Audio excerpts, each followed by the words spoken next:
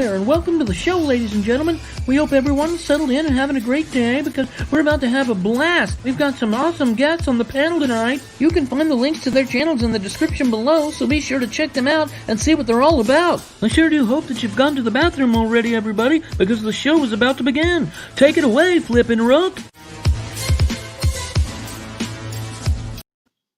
Thank you very much, Mr. FC. That was so cool, and I don't gotta go pee. Boom, boom, boom, boom, boom, boom, boom. What's up, everybody? Fandom Collective is back once again, and yeah, we are Blues Brothering it up today. That's gonna be probably a style right now. Who knows, man? We got different ones every now and then. Yeah, I should probably, I'll make it more OG, buddy, as well. Fit you with that. So there we go. So we got some stuff going on tonight. We got author Stephen Walton as our guest tonight. He'll be joining us in just a couple minutes. And we got Mr. Etep Wakum, the Place to Be Reviews, going to be joining us as well in just a little bit with the cool announcement that we got with that. And yeah, we are hoping that everybody's doing all right. There's some crazy stuff going on these days. Flipster, how are you dealing with that quarantine and with the little riots, little zombie massacre that's not zombies, unfortunately?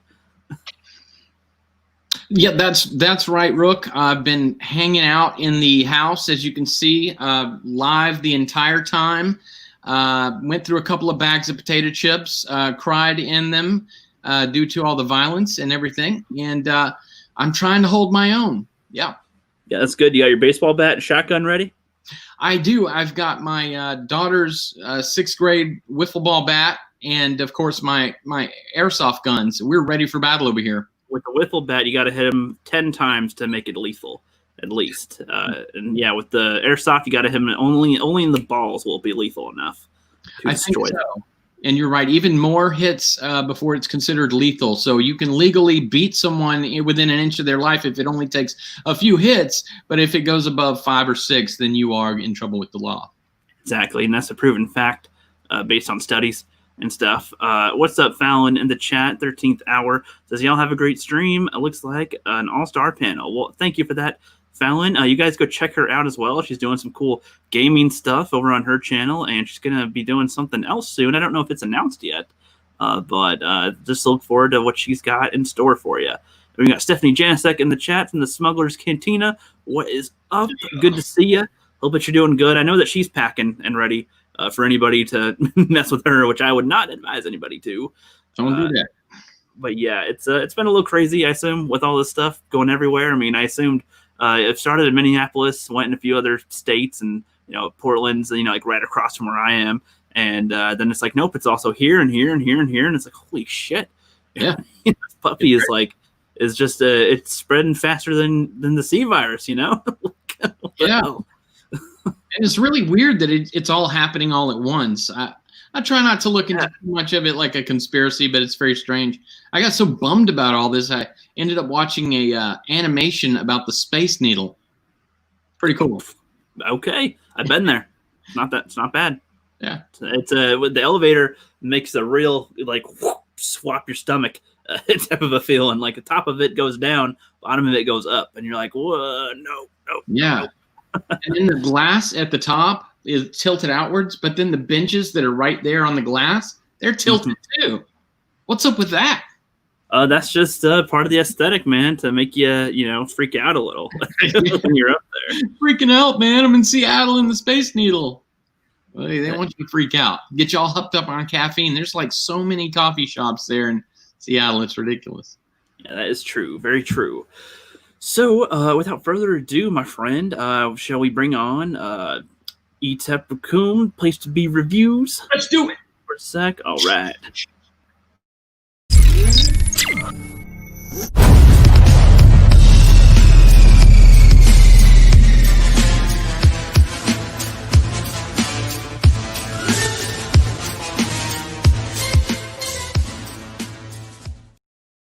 All right, what's up? Place to Be Reviews, Etep Wakum. What's up, buddy? What's going on, gents? Hola. Hola. Arriba la raza. Oh, sorry, wait, no. Wrong promo. How we doing, guys? Thanks for having me on. I appreciate it. Yeah, no problem, dude. Yeah, Flipster, do we have an announcement to make in regards to our friend here? Yes, we do. Everyone, please welcome Etep Wakunian to the FC team. Yeah. I don't have music for it, but I will show his card. Yes. Etep is officially part of the FC team, which includes obviously Rook and I, but then Fallon Reacts, I guess, 13th Hour Gaming, and also Fanzine, as you guys know. And now Etep Wakunian. Let's not forget Adjet Penny, who does a lot of posting for you guys. But now Etep Wakunian is in the house. Boom, baby. Thank you very much. And I do all my own stunts, and I don't even need a stunt ass. This is all me, baby. Are you the new Tom Cruise? I'm like a foot taller, but yeah, I guess you could say that. A foot taller and a lot less zeros in the bank account. But I've never jumped on Oprah's couch or been engaged to Katie Holmes. But I'll come to your house and make you moans. That's what we do around here, baby. I am the international man of leisure activities. No, I'm just kidding. It's great to be here, guys. Thank you very much for putting me on the team. I really appreciate it. It's been a blast so far. I've had fun working with you guys and kind of getting to know everybody. And this is, like I said, big things popping, little things stopping right here on the Fandom Collective, man. That's how we do. Hell yeah, you guys look out for this guy. He's got lots of energy, lots of enthusiasm, lots of creativity, lots of videos he's got to do, lots of experience with different things. So he's got an awesome little perspective to bring on over here. So hell yeah, we got Etep on the team. That's right. And, with Etep, obviously, you guys know there's a lot of changes that have been happening. So we're looking at doing real trading cards, and you'll be seeing an Indiegogo go up about all that. And of course, there's some subtle changes that maybe you have noticed. There's like a channel of the week now. And in addition to all that, we are probably going to be opening up our first Patreon this coming week. And that is in order for us to be able to help get all of your promotional, videos and everything out there and promote you guys better, to be honest with you. But there's a lot of things that are changing. It's going to be a lot of fun, and we're just glad to have you, Pete. Hey, I'm happy to be here. Get in on the ground floor and just help out any way I can, man. That's it. Like I said, I reached out to you guys on Twitter, and I normally that's way outside of my comfort zone because I was telling Flip I'm not really the biggest Twitter user. I'm not. But it's been fun, and this is just this is only the beginning. The best is yet to come, like my man said. We've got there's a lot of things. This is a great community so far. The people, the channels I've gotten to interact with a little bit have been wonderful, and yeah, man, it's not work if you enjoy it, and this is definitely something that I enjoy doing. And I've always said that when you start doing something and it starts to be work and you stop enjoying it, that's when you get out. And I don't see this stopping anytime soon. So full steam ahead here with the Phantom Collective. Hell yeah, chugga chugga chugga chugga chugga chugga chugga chugga. That was actually one of my moves in wrestling. Was called the money train. It was a takeoff of the Godfather's move, the hoe train. I take my opponent, Irish whip him into the corner, get on the other side of the ring, and start just doing it. And I'd be like, ball in, and run in and just throw a big body splash at him. And then come back and give him the number 1, 2, suck it, and hit a DDT and take him home. But yeah, man, that's this is fun, man. I enjoy it. I enjoy it a lot. Yeah, I love that shit. You're gonna fit in well here, my friend. And without further ado, we got our special guest for the night here about to join us. Let's get a big old round of applause for the author, Stephen Walton. Spears shall be shaken, shields shall be splintered. A sword day, a red day, and the sun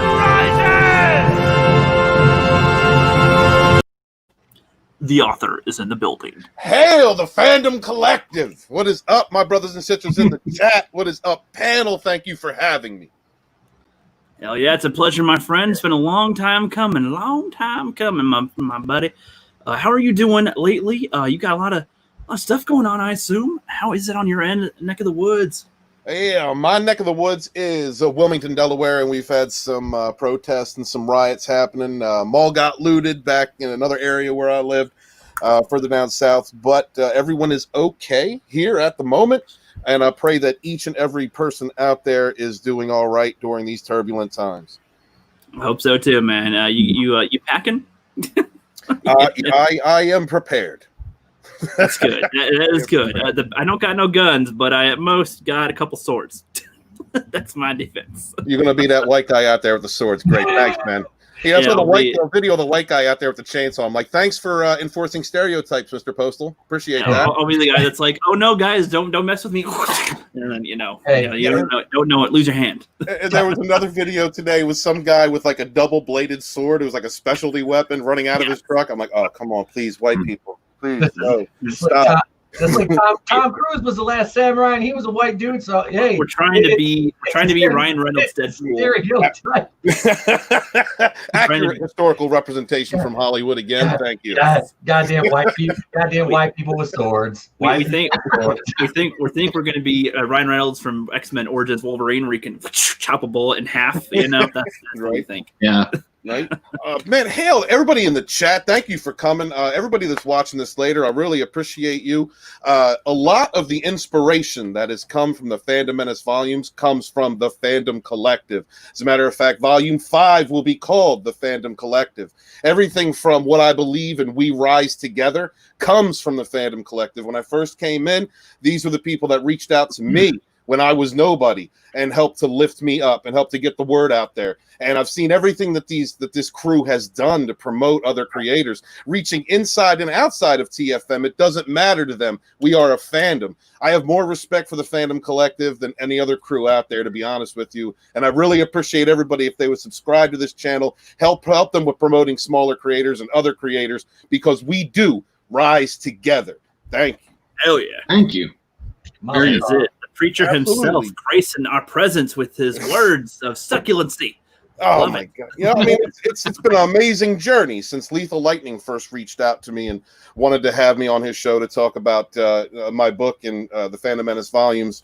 And it's a shame because he has a video of me writing a chapter that was completely cut out. I remember that, and when you read it for the first time and everything, I remember that. That was some fun times, man. It doesn't seem like it was that long ago, really. It doesn't feel like it was that long ago. It's been a hell of a trip. It's been a long journey. But talking with people like Lethal Lightning, I got the understanding of how America-centric my view was. Helped to open up my worldview. Speaking to a lot of people within the Fandom Menace and the Fandom Collective and all these different perspectives from different parts of the world, different cultures, races, religions, backgrounds, has really made me more aware of our world community. It's been a growing experience for me. It's been very enlightening to speak to all these different types of people and get their perspective on entertainment. But one thing that I hear consistently is you need to get your politics out of our entertainment, because when we have politics injected into our escapism, it creates a soup of misinformation and distrust. When you inject your preferred racism or sexism into entertainment, and you set about using that as a platform to espouse your rhetoric, it builds to things like we're experiencing right now. And I think that a reflection of that is many of the celebrities and companies who have come out in support of domestic terrorism. Like, what kind of a world are we living in? And so everybody has a different ground in this culture war. And we all have different perspectives. I believe, as I wrote it, and I do not represent the entire Fandom Menace, to be sure, but as I wrote it from my perspective, the Fandom Menace stands for the right to have an opinion and to get your politics out of our entertainment. And so I invite all different perspectives to speak with me about anything, as long as you're being considerate or you're not being completely impolite. But if you can have a civil conversation, I don't care. Let's debate. Let's do anything. The problem with modern entertainment is that for 10 years now, since before Gamergate, if any of you had a chance to read my book, I give examples of how the government itself has been looking into ways to propagandize gaming, media, entertainment for a long time now, since the advent of the internet, most likely. And now we have come to a point where there is establishment accepted isms and ists that are promoted that create division and hate, instead of using these platforms to create unity. I don't know about y'all, but in fandoms in my day, like if you were a black kid and you were that geeky nerd black kid, right, and you had a crew of nerdy white kids, they would bring you in. There wasn't any racism there. There was like, oh, cool, you know, because that kid was probably getting ostracized from, you know, the cool kids in his block, just like the white kids get ostracized, the white nerds from their cool kids in their block. So fandom has always been about unity. Has there been infighting? Absolutely. There'll be debate all day, every day about lore, legacy, legend, characters, all day, every day. But now we have people in entertainment that are using these platforms to espouse their preferred rhetoric. And not only that, but an industry that supports it, a media that supports it, access, shills, mainstream. And because you have all this soup of misinformation, all in one direction, all of these ideologies pointing in one direction, then you have the overexplosion of violence that we have had in recent weeks because of a man being murdered and people being rightfully upset, but that emotional outcry being absconded by domestic terrorists and hate groups. And everyone has their own battleground in this culture war. Everyone has their own preferred battle, whether it's politics or your local government, whatever it is. Mine is entertainment, and your Fandom Menace historian will be shouting to get their politics out of our entertainment. Let's unify the fandoms. That's what I'm here to do. Yep. You know, back in 1999, when I was standing in line for the Phantom Menace, the movie, I remember we stood in line for days, as a matter of fact. And, I remember those days. Yeah, I missed those days a little bit. And the news came over, and I was sitting with, there were some black kids and some Asian kids and some white dudes, and we were all dressed up in different costumes and whacking at each other with swords. At the time they walked up, we were playing Trivial Pursuit, Star Wars Trivial Pursuit. Yeah. They just kind of focused on us for a little bit. Never even occurred to me that anybody there was of a different culture at all. I just don't remember that in the 90s at all. The only thing I remember from the 90s that separated anybody was just what music you liked. Yeah. I remember that being a big thing too. And it was strange for me because I love heavy metal and I love gangster rap. And a lot of you can't combine those in most circles. I know the feeling, man. I know the feeling. But the way I looked at it was, I come from a very mixed community. You know, like I literally was on the other side of the tracks, and those tracks weren't that far away. And I was in those neighborhoods, hanging out with different people and listening to Snoop and listening to Dre and listening, you know. And so I was exposed to that community, as well as like my dad, who was into like classic rock, acid rock. And then my friends who were into heavy metal or grunge rock, and so I had this weird eclectic musical taste in me. But I always equated gangster rap to the heavy metal of hip hop, you know. So I mean, it was just it's just something I've always been able to accept. And I did see a lot of racism. I dealt with a lot of racism. I was hospitalized several times just for being a white kid in school. With wearing a pentacle because I was a devil worshiper because I wasn't Christian, and and because I had long hair, wore leather jackets, had heavy metal T-shirts, But He's it was asking to get beaten. But you know what? It brings me back to the amazing experiences that I had with some other black kids who you would probably consider hood. That would sit around. That would let me come into the blunt circle or invite me in. Or I would be at parties with and standing in the basement around towering fucking speakers, blasting music, and we're just passing them around. And I was, right? That one oddball. But those are the people that showed me that, racism is an option that you choose to take. It is a path you choose to walk. And you can look past what somebody's color is, where they come from, what their culture is. It all really comes down to fear. Fear or not trusting people that you perceive as having more power than you, and education, and that's really what it came down to me. So, luckily, I never took the racism I experienced or the racism that was espoused in my home to heart. If anything, I have used it as a motivator to stop that kind of thought and to call it out when necessary. I mean, everybody has the right to their opinion. We can't be. I don't think we can be sheltered or we can confine that bubble to saying, well, everyone has the right to their opinion unless you're a racist. Everyone has the right to their opinion. But if your opinion's shit, we have the right to call it out. Yep. That's the way I look at it. Absolutely. All the time. Hell yeah, the preacher preaching. That's what that's what we get. I like that. Laying it down, man. Hail Fanzine in the chat. That's my brother right there. How are you doing, bro? Hell yeah. Hail big time. Hail big time. Fanzines out there all the time supporting people, all the time, just like the people on this panel, always out there supporting people. We rise together. My love to you, brother. My love to you. Boom. Hell yeah, I agree. Well, I think that's a great intro to the show here with this. This is awesome. I love it. Love the energy. Now I feel like we can get into the we're gonna get to know you, Steven. I know that I know you quite well. But you've been around for about a year, and there's a lot of new people around, that might not know you as much. So we're gonna dip a little bit into some history here. Right. So I feel like now we should start the show officially. Shall we begin? So it begins. And now it begins. So it begins. And so it begins. Shall we begin? Shall I begin?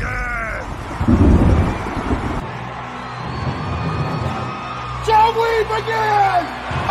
Shall we begin? Shall we begin? Dude, you just know Theocles and the Bringer of Rain. I love that show. You just pumped me up so much. I love Spartacus, man. That's the shit. Oh, man. Get the energy up. So I know that Flip, I know you got a question for our buddy to start us off. Why don't you kick us off with the questions, man? Getting his notebook out. He's truly a Ronaldo. I really am. It's bad. Where did I put that? Yes. I really don't remember. Did you loan your pen to George Lucas again? I don't know what you're saying. I'm George Lucas. That was bad. Okay, all right. I can't read with these damn things on, so you gotta get a prescription, man. I am. These aren't even the Iraqi sunglasses I have. These are the Iraqi ones. Yeah. Anyway, yes. Where were we? Because I think you asked him. You adjusted to quarantine well, right? So. Yep. Yes. Tell us about you and your channel. Why did you start? Why did you start doing this? Well, I started my channel because of the Phantom Menace and EVS. During the first year after The Last Jedi, I found a lot of different channels that became my escapism. I was going through a pretty rough time in my life. We all go through them, and I was just going through a particularly dark time in my life. I'm a single father. I don't really have anybody to lean on to help me with my kid. The walls were closing in. Didn't know if we were going to have a place to live. Was trying to keep the light on every week. It was just like destitute, really bad situation due to a set of circumstances. And the only escapism that I had was YouTube. Now, I'd never been a YouTuber. I'd never really gotten into YouTube other than watching fan theory videos, history, science videos, things like that. Never really followed videos. Yeah. Well, yeah, why not? So while I was going through this time, I was looking forward to any distraction I could get. And at the time, it was Star Trek Discovery, a new Star Trek show, because I'm a big Trekkie fan. I grew up on Star Trek. And Discovery was just awful. It was just completely terrible. And while I was trying to get over that, The Last Jedi came out. I'd been watching The Force Awakens every single month before The Last Jedi, right? And I had problems with it, but I was like, okay, this is Disney getting their feet wet. They're gonna come out with the next movie, and it's they're gonna make it better. They're gonna bring justice to us. Maybe give us a scene with the original cast together. Something they should have done. And then we got TLJ and the subsequent treatment of the fans by Disney Lucasfilm employees, people who support them in the access media, the shills, Rian Johnson himself. And it was very hard. So the escapism that I was looking to give me hope, that I was looking for to help me through a difficult time, something I could concentrate on as I was, struggling to maintain and to be a father, turned and spat in my face, treated me like shit. Not only that, but berated me, called me a 40-year-old racist, sexist, blah, blah, blah, without any knowledge of my life experiences. I was all of a sudden in this cluster of people, the awful, terrible people. And so there were certain channels that I followed, that I began following, that gave me escapism, and in some cases gave me hope. I would watch Lord Doomcock really early, Gary really early, Jeremy really early, world class, Midnight's Edge, Mecha Random, Anna, that Star Wars girl, just all these people that became my escapism. But not only that, I had people like Jeremy Griggs, not necessarily speaking to me, but speaking to the audience, saying, if you believe in something, pick up a camera and do it. If you you got to fight for it. You've got to be responsible for yourself, but fight for what you believe. And all of the messaging that I got, everything from, the satire of Doomcock's evil overlord, mad at entertainment because they're not doing evil the right way. Even that was wonderful escapism for me. Hearing Gary speak about passionately about the things that he loved. Been watching EVS. Now, EVS showed me, even though he's established as a comic book creator for decades now, showed me that you can build a platform out of something you passionately believe in and then use that platform to sell a product. Now, I'm a science fiction writer who's never really found any success. Even though I've published books, I've just, whether that fault is mine or just the fact that I'm independent is whatever. But EVS's example really showed me kind of how to do it. Build an audience, sell your product. At the same time, the emotional attachments that I had to several people, and people that were coming up that were like, that didn't, really catch traction at the time. People like Rookie, people like Abu Nas and Damajani. I'm paying it, and Mark with a C. I love Mark with a C. I love him. Yeah. Awesome. And so, Stephanie Janicek, several other people. I looked at this community in the chat, and that's why I say one of the lines that I say when I'm on a big show is, I am your Fandom Menace historian, born in the chats with my brothers and sisters on the High Council, because it was everybody in the chats, it was every voice, it was every person that was spouting "We Rise Together." It was all of us as a community that, saved my life in a sense. It gave me the escapism I needed and the drive, the camaraderie, the fandom, everything that fandom used to be, to move forward, to keep moving forward. And I eventually came out of that time in my life and got back on my feet. And because of all of the love that I received and all the friendships that I had made and all the people that had inspired me, I felt very passionate about getting politics out of my entertainment. The message that we had been a part of for many months at that point. And so I started writing. I started writing before I made the channel, but the channel was definitely me wanting to have a voice, wanting to add to the conversation. There's definitely like a 10%, maybe 15% of me that wanted to meet some of you guys and meet some of these bigger channels. Like I can't say that it wasn't selfless, it wasn't all a selfless motivation, but but the selfishness really is just a small aspect of it, because I believe in the Fandom Menace. I believe in the Fandom Collective. I believe in the messaging of getting politics out of entertainment. I believe in driving out this sick far left extremist ideology out of entertainment.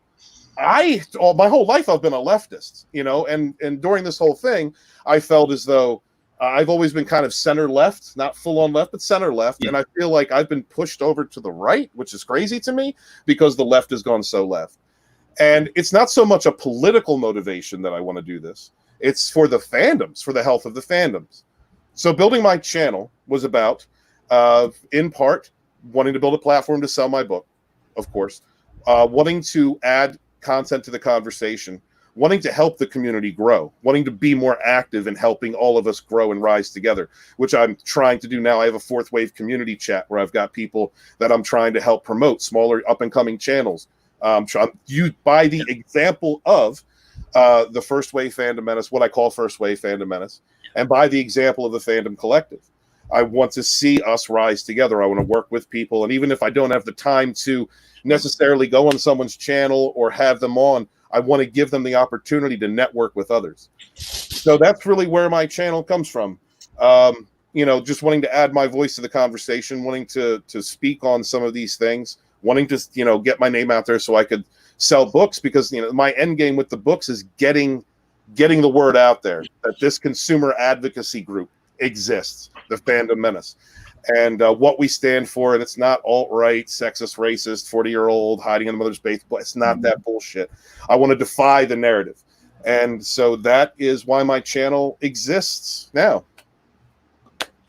I couldn't say that better. I just couldn't say that better. And thank you for I think you might be one of the very few people who come on to this stream or any other streams that I see for that matter, and remind everyone what it's all about. I live that every day, trying to express that. Hey, remember to like, share, and subscribe with other people. It's not just for you. That's the whole point of doing this. So thank you for that. Well, Flip, I mean, it was people like you that taught me that. You gave me that inspiration. You taught that. You imparted that to me. So thank you, brother. I'm just trying to carry that feeling on. That's what I want to do. That's awesome, man. Hell yeah. And so I want to move this over to ETEP, and I'd like you to tell us, why did you, what brought you into this, and why did you start your channel? Honestly, what started this was my premature retirement from wrestling. I had to walk away way too early in the middle of basically the pinnacle of my career. So I had to dip out, and I went to see The Last Jedi with a friend of mine. I'm a lifelong Star Wars fan. Empire Strikes Back, and we've talked about this, is not just my favorite Star Wars movie. It is my favorite movie overall. I mean, there's Wampas and a Hoth set up behind me on the shelf. I love The Empire Strikes Back. That is life to me. Hoth is life, even though I hate snow. But YouTube has been, I started a YouTube channel in 2006. I ran for around, probably 7 years. And I never really did much with it. I mean, there's still about 180 videos floating around out there for my old channel. I'm not going to say the name of it. If you're industrious, you know me, you'll find it, and that's okay. But I just can't log in to take it down. But the new channel was basically started because I needed an outlet after The Last Jedi, because I thought I was literally alone, because my coworkers that went to see this movie, I went to see with a coworker, and I hated it. Like 5 minutes into the movie, I was literally in the theater just looking at him going like, what? If you wouldn't have paid for this ticket, I'd get up and leave. Like, yeah. And so I found World-Class Bullshitters, and I found Comic Artist Pro Secrets, EVS, and I found Geeks and Gamers and Doomcock and all these channels. And I was like, there's more people that, because I literally Googled, and I'm not the only one that's done this. I Googled, do people hate The Last Jedi? And you start finding all this stuff, and it's like, okay, I'm not. And Google just popped up on my phone. Okay, so I'm not crazy. So I was like, I wanted to do a podcast originally about wrestling, and I started doing my podcast. And then it was like, I need to get back into YouTube. I really want to. And I've been talking to Jeff Hicks from WCBS about it. I reached out to him because he got to know me through the chat on his channel, because I listen to every stream, every live stream. I'd send a super chat just to say, hey man, I appreciate, what you do for, because I was like, I like the idea of the Fandom Menace. And that's why my hashtag, every stream I'm on, no matter what, is Hail Fandom Menace, because this community took me in. Everybody I've met and started working with has been Fandom Menace. Hail, brother. And hail to thee, man. I'm glad we met, because I had an avatar that was a picture of yours. All I did was crop my face onto it, and I was like, I'm going to be on a stream with this guy one day, and it's this one right here. And I just kind of threw my logo on it for a minute. I was like, if he ever sees that, he's probably going to shoot me for copyright infringement. But no, I finally got my own logo made up, but which is kind of a takeoff from Lost, which is one of my favorite shows. But yeah, so like I started getting YouTube because it's like I missed it. It was fun back in the day, and it's like I don't have wrestling. I was on FM radio for 6 years. I worked on a pop station. I worked on a classic rock station, which was way more my wheelhouse than a pop station. Let me tell you what. If it comes down between Led Zeppelin and Ariana Grande, I'll throw Ariana Grande off a moving train. But she's fine. But I don't want to listen to your music, girl. I don't. But no, I have, I'm a very opinionated person, and it's like I like to debate. I just enjoy interacting with people, and networking is fun to me. And that was like pro wrestling was a lot of networking, because you're your own brand, and it's like that in YouTube too. It's but it's I tell you what, man, it is much harder to garner a following in YouTube, especially with what I do, because there's so many people that do what I do. So all I can do is try to bring something extra to it, try to bring something unique. And the channel's small, but I have fun with it. I don't really care about my numbers. Do I enjoy it? Yes, I enjoy it. So I just keep doing it. And it's this whole, like Steven said, it's the politics and entertainment. I used to focus on, world politics and national level politics, but that's not something I ever wanted to touch on YouTube. I just didn't, because this culture war and entertainment it hits home much more because having worked, you know, quote unquote, in entertainment, you know, sports entertainment, pro wrestling, radio, you know, music, stuff like that.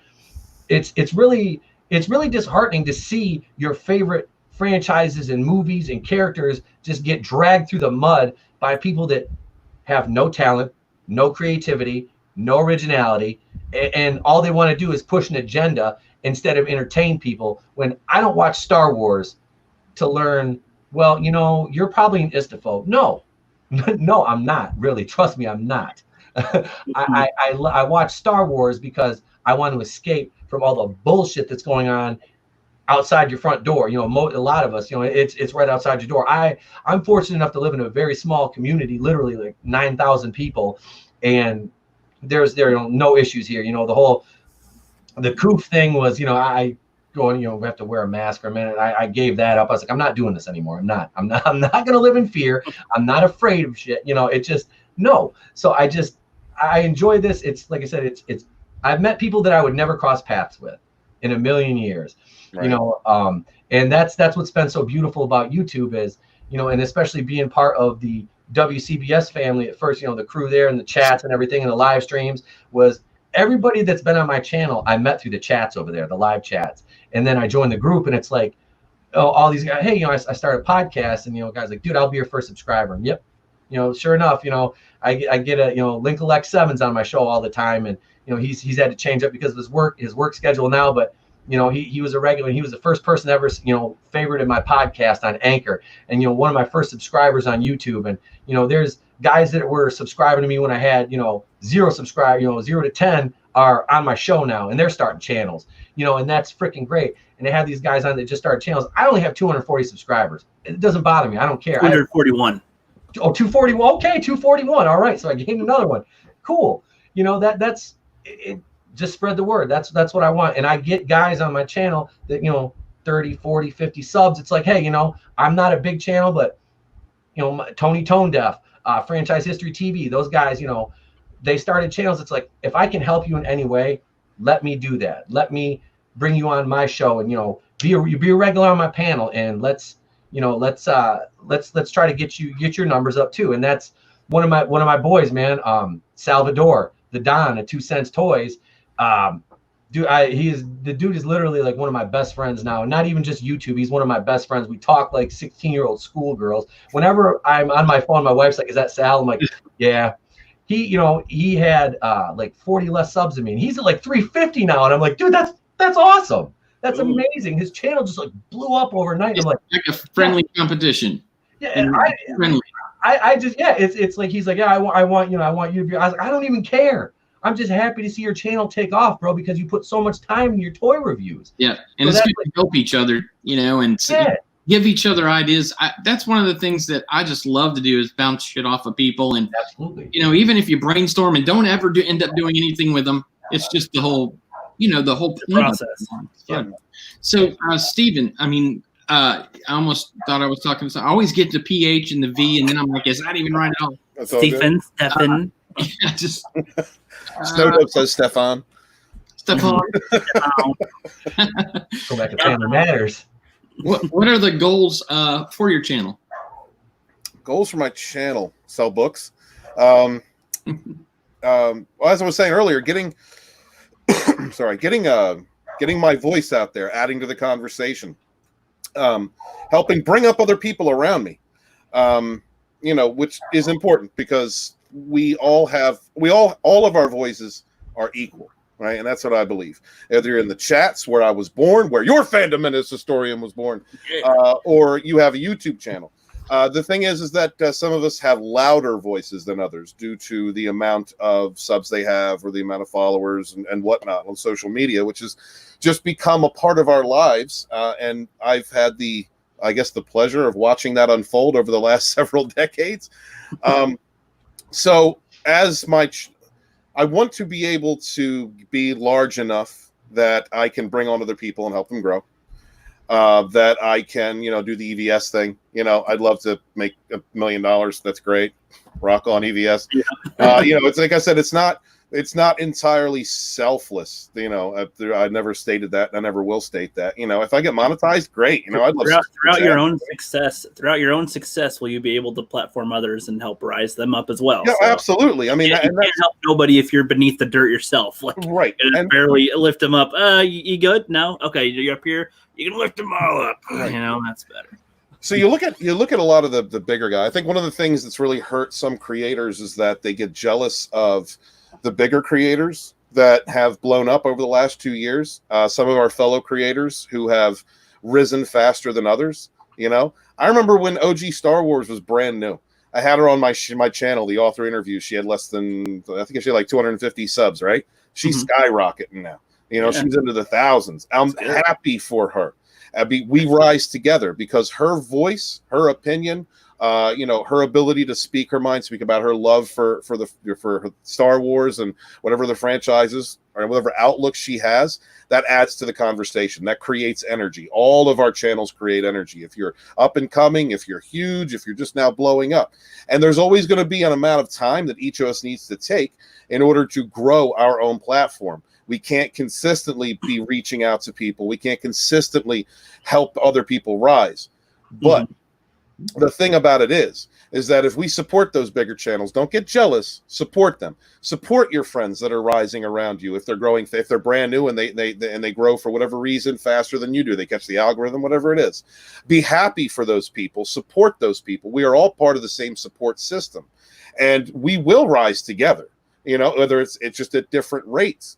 So, whether I hit 1,000 subs, I mean, I was messaging people last night that took me in and was telling them, look, I love you guys. I thank you for taking me in. If I never gain another sub or sell another book, it's been a hell of a ride and I appreciate you. And that's the attitude I think we all need to have. So as my channel grows, I'm going to be taking time where I'm just working on Rogue Entertainment. I'm just working on, TR4, and then there's going to be time where I'm working on helping other people get noticed. I got a live stream this Sunday that I'm going to be doing with the Fourth Wave community. I'm going to start doing that more, so that channels who, people that I talk to every day that are just great people, like Etep was saying, people that have become my friends, and I want to give them a chance to maybe get seen by one or two of my subs. That people that pay attention to my channel, and if they get one sub, I've done my job. I've helped them to grow, because everything is about the retweets and the likes and the sharing of the links. The industry does not support us, guys. Exactly. The industry does not support us. Ourselves, break the algorithm. We defy the narrative. All right, Flipped Out is a white supremacist to them. Okay, this is where we're at. And everybody on this panel is racist and sexist and hiding in their mother's basement. Like, this is the bullshit that's thrown at us. And the industry supports that. The media supports that. So we are the community. It's one of the reasons why I support a lot of CG creators, because even though their ideology is different, the way that their approach is different, they're fighting against the same types of people and the same types of institutions. They're just doing it a little different. And sometimes that causes a bit of contention between people that cross between Fandom Menace and CG, because there's a different ideology there.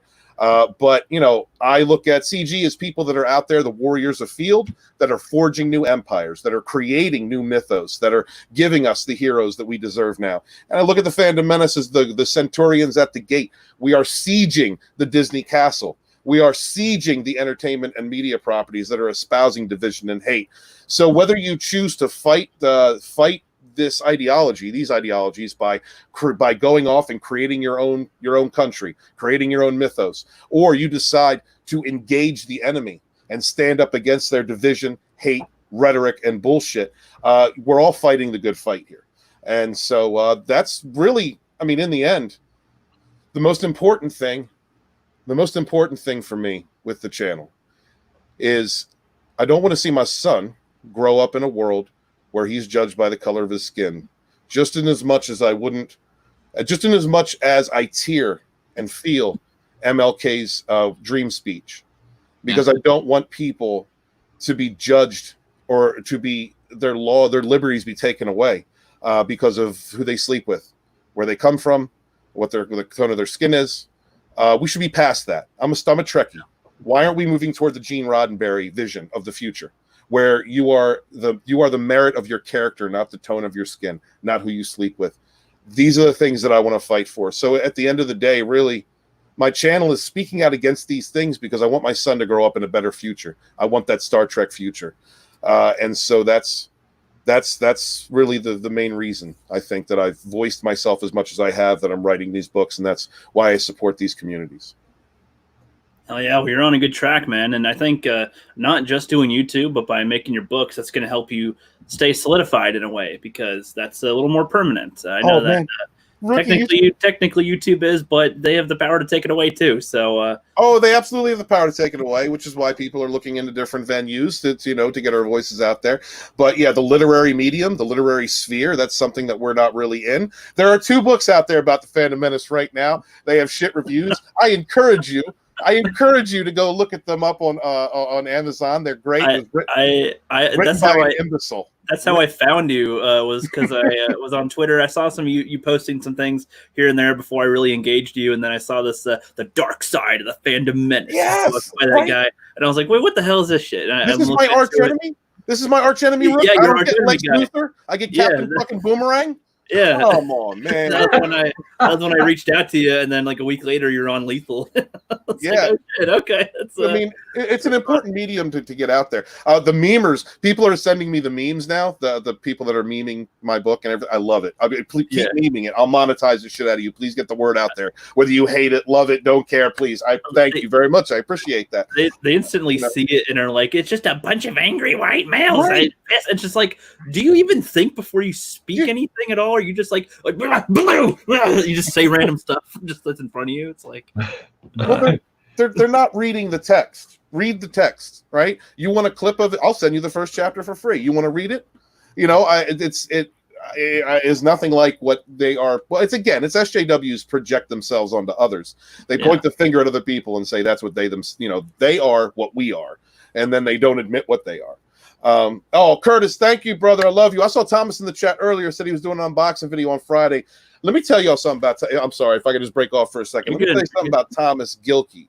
Thomas Gilkey, I call him the heart of the Phantom Menace. All right. Thomas has got a smaller channel. He is there for everybody.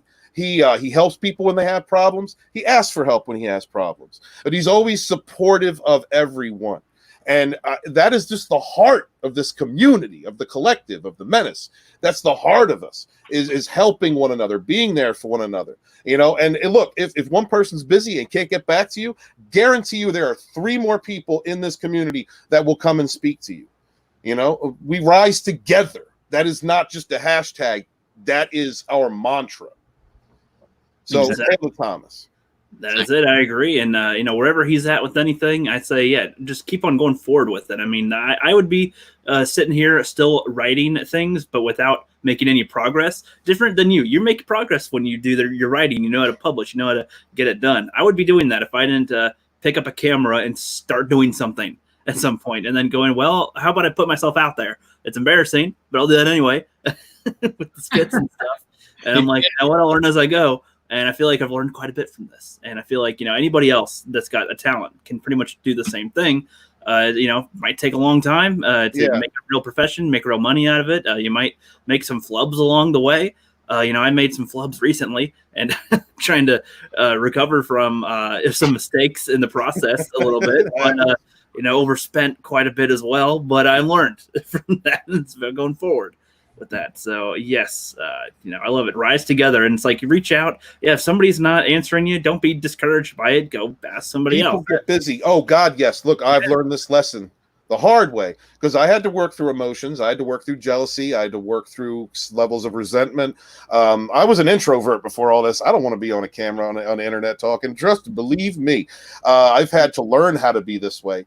But people get busy. All right. If you got a friend out there you really depend on, or if there's a channel that you really have loved and dedicated a lot of time to, and they were talking to you for a minute and then everything goes quiet, people get busy. You have to understand that. And when those people get busy, reach out to somebody else, man. And sometimes it's just hard to respond to people because you might want to, but you're just like, there's all these messages and everybody's got something to say and I got to respond. And it's like, that's energy in some way to go actually read it and do some type of response other than hey. Even typing hey multiple times and sending it, it takes your time and energy into it. So it's like sometimes it takes a while for people to muster that up, set aside an hour, and okay, can I do this for you and get out to you. The DMs get really long. They get really long, and sometimes you get put at the bottom. So just do it again. Just say, hey, I don't know if you saw that, but yo, what's up? Yeah. Hey, what are your goals, ETEP? What are your goals with your channel? My goals with the channel is just to keep growing and just keep doing what I do and enjoying it, man. I don't, monetization is one thing, do I want it? Yeah, it would be cool, but I mean, I don't need it. The only thing I need to get my channel monetized for is to upgrade my equipment. That is it. I'm not looking to make a living off this. I'm retired at 39, and that's not disability or anything. I'm literally retired at 39. If I want to go back to work, cool. If not, I don't have to. I do this for fun. I'm a stay-at-home dad. I enjoy talking to people, networking. I enjoy talking about entertainment, pop culture, movies, TV. Dude, if somebody said, hey, you want to talk about Seinfeld? I'll lock you down for 24 hours and talk your ear off because I've seen the entire show. That car does not BS 20 times. I've seen the entire run of the show, and that's what Steve was talking about, these people calling us istophobes and all that. I'm like, I laugh because I'm L'chaim, and I've been called a Nancy, which is really funny to me. I'm like, I really don't think you know who you're talking, who you're talking to.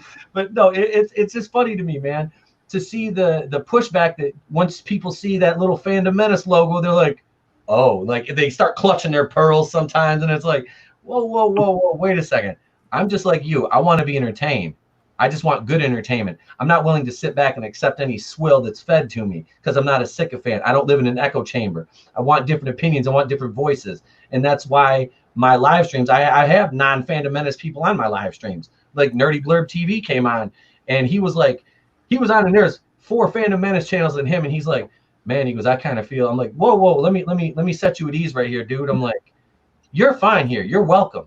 I'm like, we're not going to hate on you because you're not Fandom Menace or you have a different opinion about Star Wars or any movie or franchise. You're welcome. I invited you on not to attack you, but to pick your brain and hear what you have to say. I want to hear your opinions. I'm not going to shout you down. Nobody on my show does that. If somebody on my show did that, they wouldn't be on my show anymore. They would not be welcome on my channel anymore. I've kicked people off my channel for being racist assholes. I've had to, and it wasn't people, it wasn't something that I knew was going to happen. It was just, you said something stupid, you're gone. I'm not dealing with it. So that people like that have no place in this. And that's what gets happen with these movements. We grow and people join, and they don't necessarily share our values, but they share like an iota of our value. And they're like, oh, and they start using that as a way to convey their own agenda, which I don't want. So I want, like I said, my channel is, I want to have fun. I want to start branching out and doing different things, not just talk. I used to cover the MCU a lot, and it seems like people don't want to hear about the MCU, but you know what? I'm going to make MCU videos because there's still things that I enjoy. Even though a lot of it is woke now, I still enjoy. There's still some projects like, dude, I want to see the X-Men back. Like, are you kidding?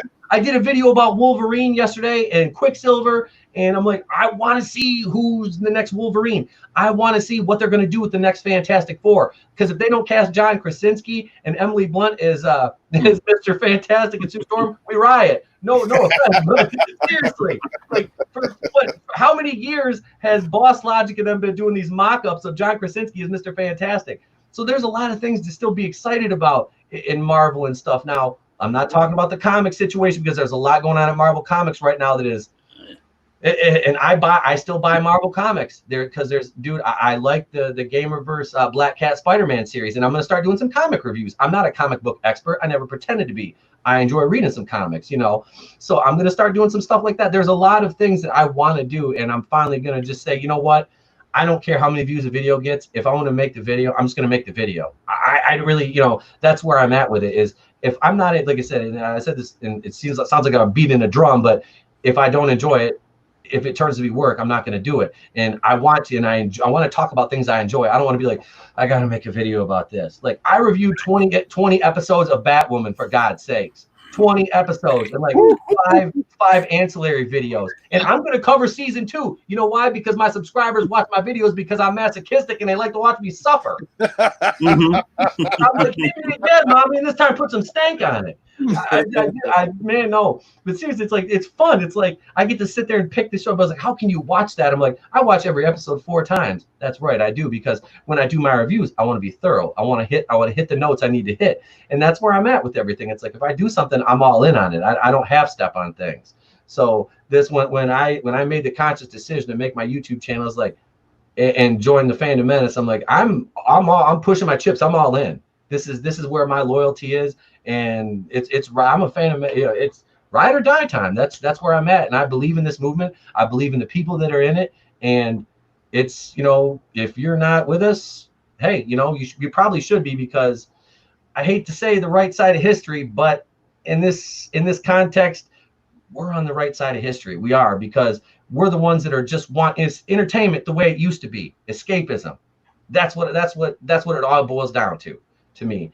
And if I can branch out from this and do something else, then, God willing, the creek don't rise, so be it. But right now, I'm just focused on my YouTube channel, entertaining the 241 subscribers that I have now, and, making some stuff that, maybe brighten someone's day, makes them laugh, makes them curse me out, write a nasty comment. And I'm fortunate enough to have a small enough channel that I respond to every single comment, good, bad, or indifferent. I will respond to every single one of them. And one day I hope my channel is so big that I have to have, admins and moderators do that. But for now, you get me, and it's unfiltered. So if you don't want to get verbally smacked down with verbal judo, then put an eye on your lip and watch your mouth when you're talking to me. That's the way it is, man. See, that's the pro wrestler in me. I'm starting to cut a promo. Well, let me tell you something, jabroni.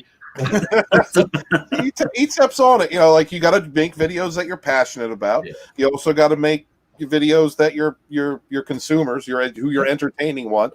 But like he was saying about the hashtag, it's not. There's no centralized party. There's no one running the show, right? It's a hashtag. You choose to use it or you don't. And all opinions are welcome. And if your opinion is shit, then they'll let you know. There's been plenty of people that carry the hashtag that have made some shit opinions in the last couple of months that have been told your opinion is shit. And so it's almost like it's what the community wants. It's not cancel culture. Cancel culture is going out against somebody who it was giving a narrative that goes against your group think. And what you do in cancel culture is you try to eliminate their platform. You try and get them out of work. You try and keep them away from being able to speak. You isolate them as if you're placing them in some type of a prison, and that doesn't happen here. If your opinion's shit, it's going to get called out. And people are going to have different opinions. One of the things that I've seen over the last week with all this stuff that's been going on is I have noticed in some ways, in some respects, just how different a thought process I have with many people that I have come to love and support or respect in our community. But I don't hate them for it. They have the right to that opinion, and I have the right to have mine. That's what it comes down to. Exactly. Well put, man. You guys are on point here tonight with all this. I love it. And, to the people that say that, like, what we do, be it on YouTube, is just like kind of a waste of time, or it's silly, or it's like, it's just entertainment. Why are you even bothering? I respond with, Steven, I'm pretty sure you can relate with this being an author. Film isn't it is entertainment, sure, but it's in a way it's more than that overall, because this is like a part of history in a way. It's part of how we as humans are able to deal with things, how we are partly raised in some way, shape, or form, how it influences our lives to be like. If people watch movies and got nothing from a movie, then right. I don't think people would watch them. That would be a medium that would fade into the ether, but people love to come back to it. That same like with books back in the day. People would always go right to books, even still today, pushing through to today. People still will pick up a book and read it, even if it's meant for entertainment. You're gaining a lot from it.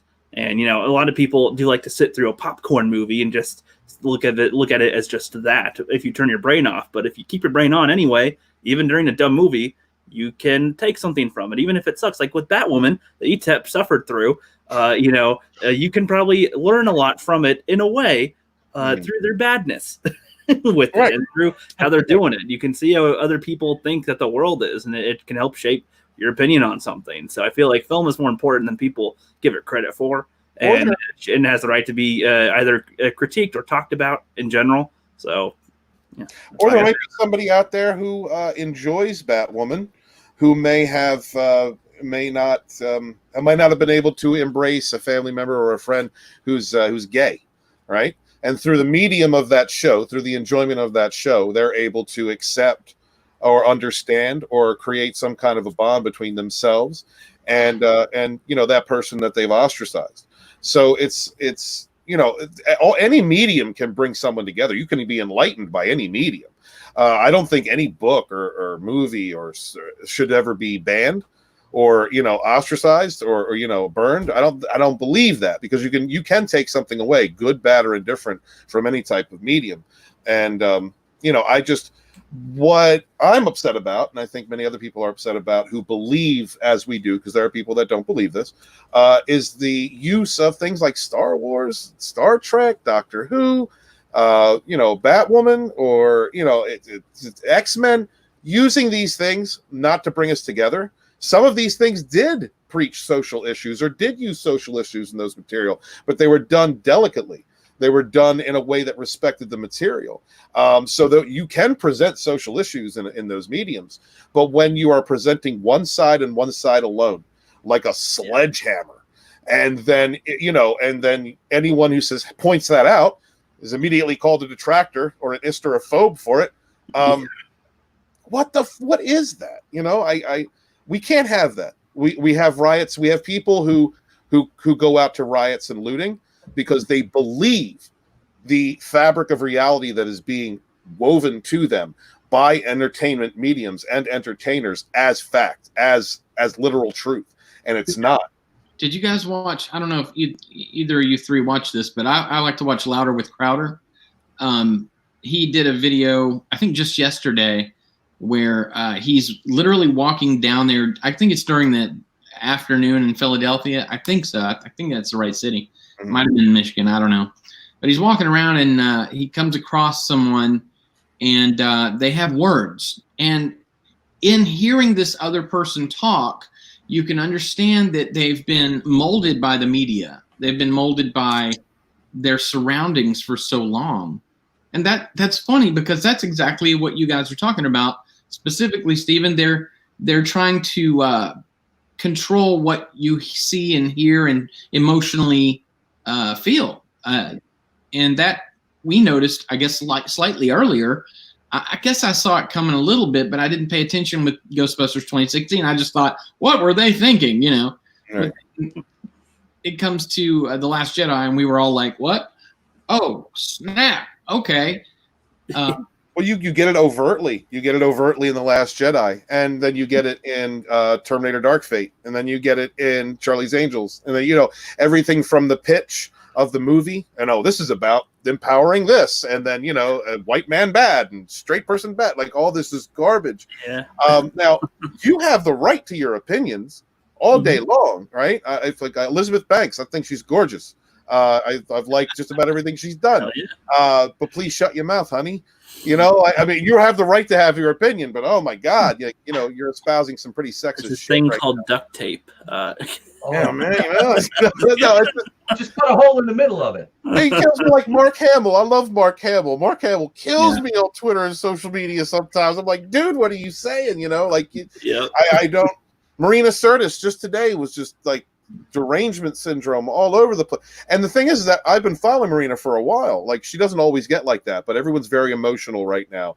And again, when you have entertainment platforms that are being used to espouse propaganda and create an echo chamber and facilitate a certain narrative that will cause you to have a specific emotional reaction, then you have people that just immediately join their party lines as soon as there is any kind of indifference to their thought process.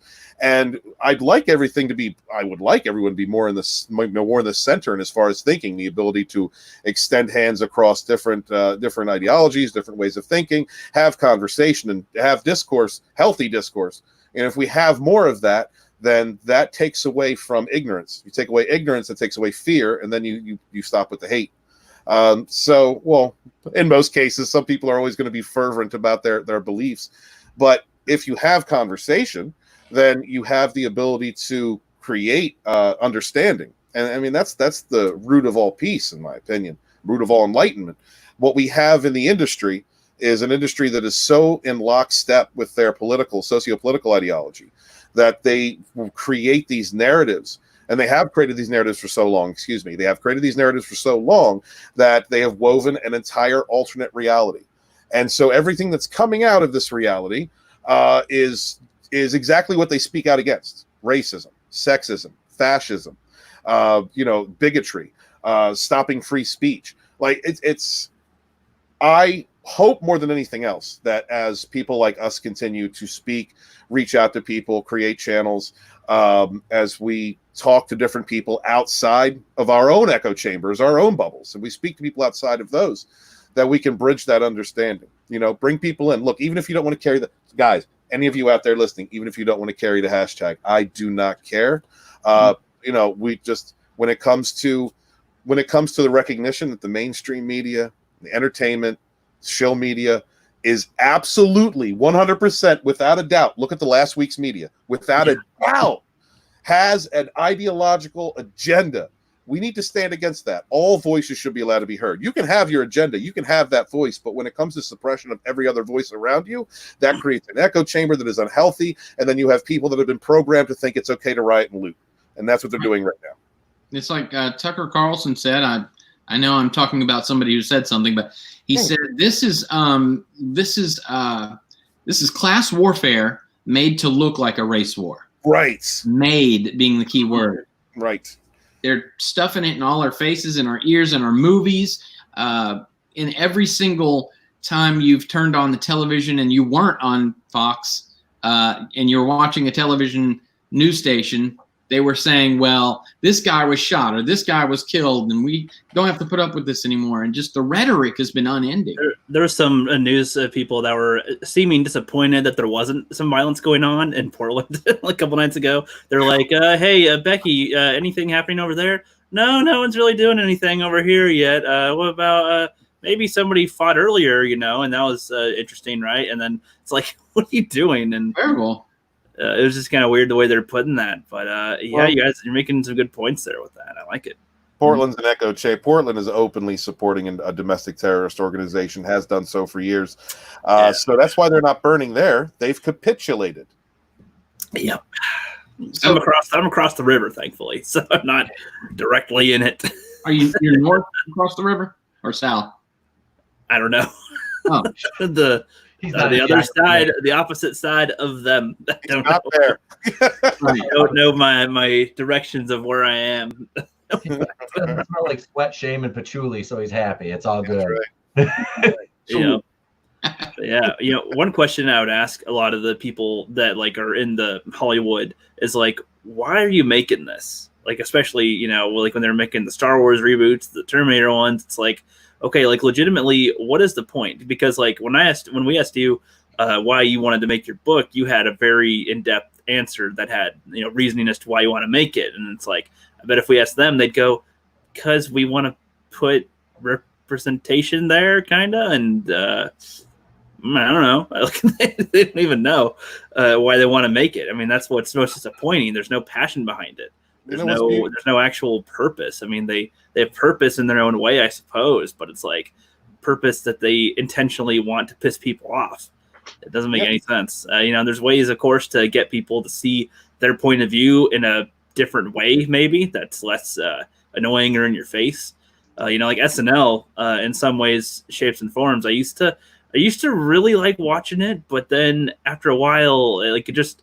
Not every season and not every cast member just seemed to get more and more only hating on right-wing stuff, which is I'm not really a right-winger myself, but it's it just gets kind of annoying to see them always go, oh, a men's rights person, he just got rejected by a girl and never, is a virgin or something, incel type of a thing, basically, or, oh yeah, you Trump people are just so stupid with how you're thinking. And it's just I don't know. I mean, I don't like Trump myself, but I don't insult everyone just because they're on the other side. When you're a program and you consistently just only make fun of that for the most part. They'll throw in a few, hits at themselves a little bit here and there, but it's like it's mostly, what's going on here, and just like, can you guys be a little more creative? Because then you go back to the Adam Sandler days, and as much as I don't like Adam Sandler a whole lot, but he's like a 50-50 one for me, right. With his comedy. But he always tried to do it for comedy, like for making people laugh, as to where these people like want to make you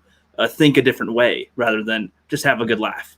So. Have you guys seen Uncut Gems? That's in my queue to watch that. I one of my boys that reviews movies, Raiders of the Lost Flicks. I'm on a show Friday nights, or Raiders of the Lost Flicks Live. Cheap plug, cheap pop. But yeah, he reviews movies, and he said it was fairly good. And I've been an Adam Sandler fan since I was a teenager. Now his newer stuff is kind of missed me with some of it. I mean, did you see the one about him? The one on Netflix? Have you watched that one? He's a jewel dealer. He's is that Uncut Gems? Flip? I have not seen that yet. It's one I want to watch because I'm like, finally, he actually looks like a Jewish guy in this. I'm like, l'chaim, he looks like one of us finally. He does. But no, like the 90s stuff was funny. It was great. And then you got like there's a couple movies he made. Was it Eternal Sunshine of the Spotless Mind? I think that was him, or was that Jim Carrey? I get those. That was Carrey. There's one that Sandler, Punch Drunk Love, Sandler did, that I was like, and then the Grown Ups movies, I liked. The first one was funny. The second one was kind of like meh. I like I'm a parent. Looking back now, watching it, it's funny. Especially being like basically like I'm a 40-year-old child as I'm surrounded by a room full of freaking toys. Castle Grayskull and shit's right behind me here. But exactly, that's like the way we all are, though. We're all toys. Yeah, brother. I just I got my guest host here. This guy. But no, I like Sandler. But you're talking about reboots. We're talking about reboots, and I heard. Steve, you mentioned some horrible movies like Charlie's Angels. I was at Charlie's Angels opening night. I made the conscious decision because I went to the theater to watch the first two, and on a bet with my boy from Raiders, I went to watch it opening night. He had to go see Black Christmas, and I had to go see Charlie's Angels. And having seen Black Christmas recently, and I feel bad for Flip. I made Flip sit through it.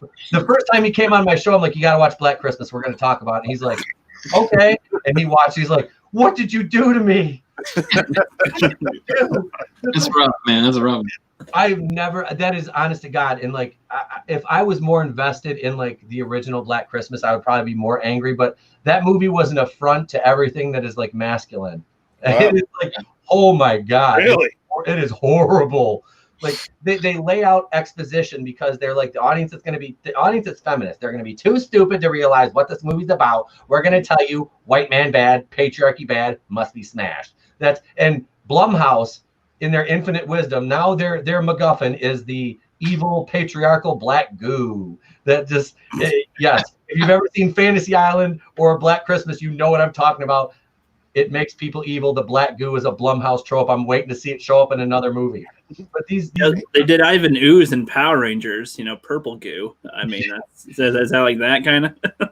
Kind of. Power Rangers is another one that really kills me because the 2017 one, I'm going to get on a tangent here, but the 2017 Power Rangers was solid. It had a great cast, and I don't want to hear anything about them saying, oh, well, there's no representation.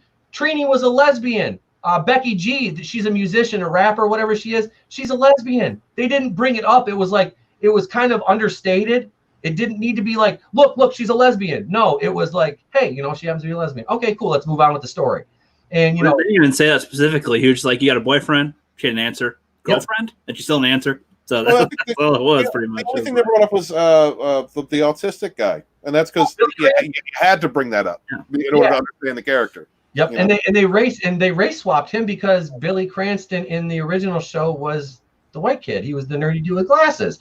Right. So it's like, and that didn't even make a difference because the kid that played him was really good in the role. Yeah, he was. Naomi Scott, I think, has gotten a bad rap from Charlie's Angels because she was solid in the Power Rangers. I mean, not to mention she's a dime piece, but she was solid in the Power Rangers. The new Aladdin, missed me with that shit because just missed me with that shit. But she wasn't bad in it. The movie just didn't need to be made, And this is another thing. Like, Will Smith is Genie. He wasn't Robin Williams. He did it well. You know, I haven't seen it. He was getting jiggy with it. You know, to coin that 90s phrase, he was getting jiggy with it. He was all right. He was good. It's Will Smith. You know, it wasn't After Earth with him and his what is he is? We don't speak about that here. Oh, yeah, that was bad. My wife put that on. She goes, "Oh, he's a movie with Will Smith and his son." I'm like, "I'm leaving." Yep. See ya. She and you know, I love my wife to death. She wasn't the biggest Star Wars fan. She bought me The Last Jedi like 3 months after it came out, when I was already in this midst of like, I want to burn this movie to make a copy, and Ryan Johnson at the stake like the witches in Salem, god dang. But I still have it. It's on top of the refrigerator. You know what I'm gonna do with it? It's gonna be featured on the YouTube channel. I'm taking it out to my parents' house because we live out in the country, because we good old boys, and I'm gonna take it and I'm gonna strap it to a board, and I'm gonna put a couple 223s through it. God I'm damn. gonna put it on my channel because that's how much I hate that damn movie. That one and The Force Awakens. I will be watching that video. Those are getting, as the people say, those are gonna get wet up. I'm gonna wet them up. I'm gonna put a couple capsules inside of them, make it pop a little bit. But no, but seriously, man, it's like this whole entertainment, this woke entertainment, like all these movies that came out at the end of, like, it's bad when I watch Cats and I'm like, damn, Cats, Black Christmas made Cats look like a great movie. Like, and Cats was freaking horrible. Like, I feel sorry for Idris Elba, but then he made them dumbass comments the other day, and I'm like, you know what? I don't really feel sorry for you anymore. Oh my god, yeah. Oh my god. Hey, you're not Heimdall anymore. You're a freaking cat wearing a fedora. All right. Even when he was Heimdall, it was very short-lived anyway. Those actors need to stay off social media, man. They need to stay off social. You completely break the mystique. You know, when I become a famous worldwide director, you know, I'm just gonna be on Twitter all day long and just spout random things every day and drink and just no, just kidding. I wouldn't, because I'd be working and I'd be focusing on trying to make something fun and entertaining and not really trying to go, you know what, I need to speak to the peasants today and see how well I can influence them today. Right. That's because that seems very unproductive, extremely. I don't understand the need for it. Listen, are you saying just because I'm on Twitter all day, it means I'm not working? Have you seen Knives Out? It was the most great movie ever made. And Last Jedi, I'm sorry, if you weren't such an incel, you'd be able to see how good it was. Yeah, I can make movies on a toilet too, you know, but I choose to do it while walking. So. Just because I released a first draft and Kathleen Kennedy greenlit it doesn't mean it's not a good movie. You're just too racist to understand how good it is. I can't do it anymore. I can't. You know what it is though? That's not even a parody. That's how the man thinks. That's spot on. That's like literally Knives Out was Ryan Johnson's Twitter feed into a movie. That's that. I can't even speak to the whole movie. I've watched spoiler reviews because I watched a half hour of it and I was like, okay, I'm done. I can't. I got into Daniel Craig's accent and I'm like, where's my handgun? I don't put it to the side of my temple right now because I can't listen to this man do this accent anymore. It's killing me. Like I don't like Daniel Craig as Bond. I'm not a huge Bond fan, but I don't like Daniel Craig as Bond, and I sure as hell didn't buy him as LeBlanc in Knives Out. And then the girl, the little the Latina girl who's like the main character of the whole movie, she throws up when she lies because she can't physically lie. Thank you. I'm done. Genius. Genius. I'm like that's brilliant filmmaking, Rianne. Way to go. What Rianne, it's like Diane. Can you get off the Twitter, please? Oh boy. So it's really weird that you guys brought up movies that you are sick of or didn't like, and I have to agree with you, Tep. Good God, that Black Christmas, bro. Oh my God. Every 5 freaking minutes, it was something about the patriarchy. It was rough. It's unbelievable, actually. You're just like, I've got to watch this so that I know it's for real. You know, I kind of want to watch it now. I'll send you a copy. I will send you a copy of it. I have it downloaded. Do not spend money. Do not give this movie any money. Nick Utam said, he's like, no. Because I was like, I'm just gonna rent it. He goes, no. Because I got a family video like 2 blocks from me. I was like, I'm gonna walk up there. I'm gonna ready. He goes, don't spend money on that. No, don't waste even $1. Let me send it to you. I paid money to watch Terminator: Dark Fate, and I did too. Yeah, I'd say the best thing in that movie is Mackenzie Davis. I will say that. I have a thing for fit women, and Oof, that's good. and Mackenzie Davis did a great job. That was good. Yeah, She was good. She wasn't. It was bad writing.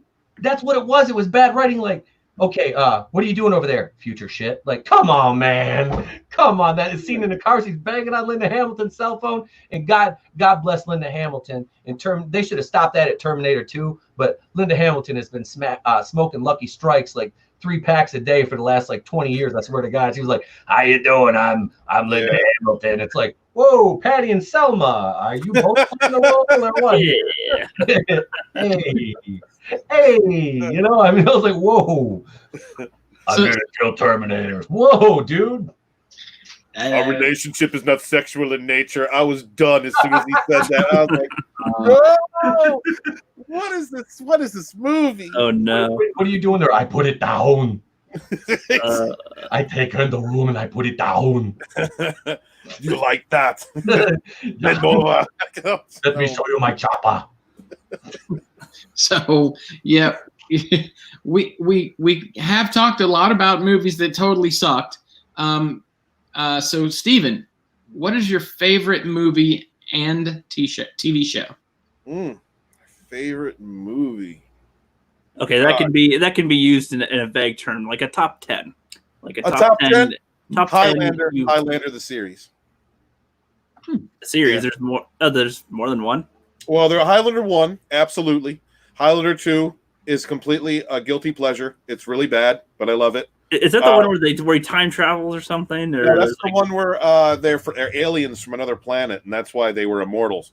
But you get, but you get to see Ramirez again. So okay, let's see, and then Endgame. Endgame is my favorite. I liked 3 with Mario Van Peebles. They basically redid 1 in Highlander 3. I was okay with that. They brought back the mystique of the feeling of the first one. And then Highlander the series, man, Duncan MacLeod, loved that show. You want to talk about sci-fi done right? That show hits every damn political, social issue you can along the way, and does it in a way that doesn't ham fist you. You know, same way with Star Trek. Star Trek, let's see. Deep Space Nine is my favorite TV series. Definitely my favorite TV series. One of my favorite movies, Revenge of the Sith, because it makes Return of the Jedi so much better for me. Yeah. So I mean, yeah, there's a few. Yeah, usually there is. I was hesitant to put that on the thing, but me and Rookie agreed on these questions, and you know, I don't remember if I brought it up or he did, but you know, we both were like, "There's going to be a few." So yeah, at least that's what good. About you, Retep? Oh, favorite movie hands down is Empire Strikes Back. But there's so many. Like, I mean, if you look around my office, I got like Scarface everywhere. I'm a huge Scarface freak, man. That it doesn't get much better than Pacino in that. I have very eclectic tastes in movies. Like, I mean, I enjoy The Notebook, but then like I'll go watch Scarface. Glory is another one of my favorite movies, man, about the 54th Massachusetts Regiment, the first all-black regiment in the Union Army during the Civil War. Oh yeah. Was Matthew Broderick, Morgan Freeman, Denzel Washington. I believe he won an Oscar for that. Absolutely dude, amazing. that movie was 100% Denzel Washington in that movie. That movie, dude, I get goosebumps thinking about that scene around the fire where they're singing the night before they go to attack Fort Sumter in Atlanta. Yeah, I think it's Fort Sumter. But that was because that was one of the only forts the Union never took in the Civil War. Other movies like, man, How High. I love How High. It's a guilty pleasure movie. I mean, for obvious reasons. But no, I you like your pork chops and chunky? Pork chop and chunky, it tastes good. We'll make your bathroom smell funky. And that was a brilliant cameo by Garrett Morris. Garrett Morris, yeah. That's a good movie. Yeah, Garrett Morris and Tracy Morgan in that damn scene. That was great. But no, I love How High, man. I can't list all the movies. Cheech and Chong's Up in Smoke is another one. Anything with Cheech and Chong. Born in East LA, Nice Dreams. TV shows. Seinfeld is my all-time favorite show. Like I said, I've watched the entire series minus the finale episode, part 1 and 2. I've watched it over 20 times. I'm watching Melrose Place for like the 10th time right now. The damn first season, I'm on episode 32. I was like, they don't make TV shows like that anymore. 32 episodes in one season of an hour-long drama. I'm like, people rip on me for that, but I'm like, man, that's a good Dallas. I grew up watching Dallas with my grandma. I'm still hooked on that show. J.R. Ewing is one of my heroes, man. Larry Hagman, between I Dream of Jeannie and Dallas,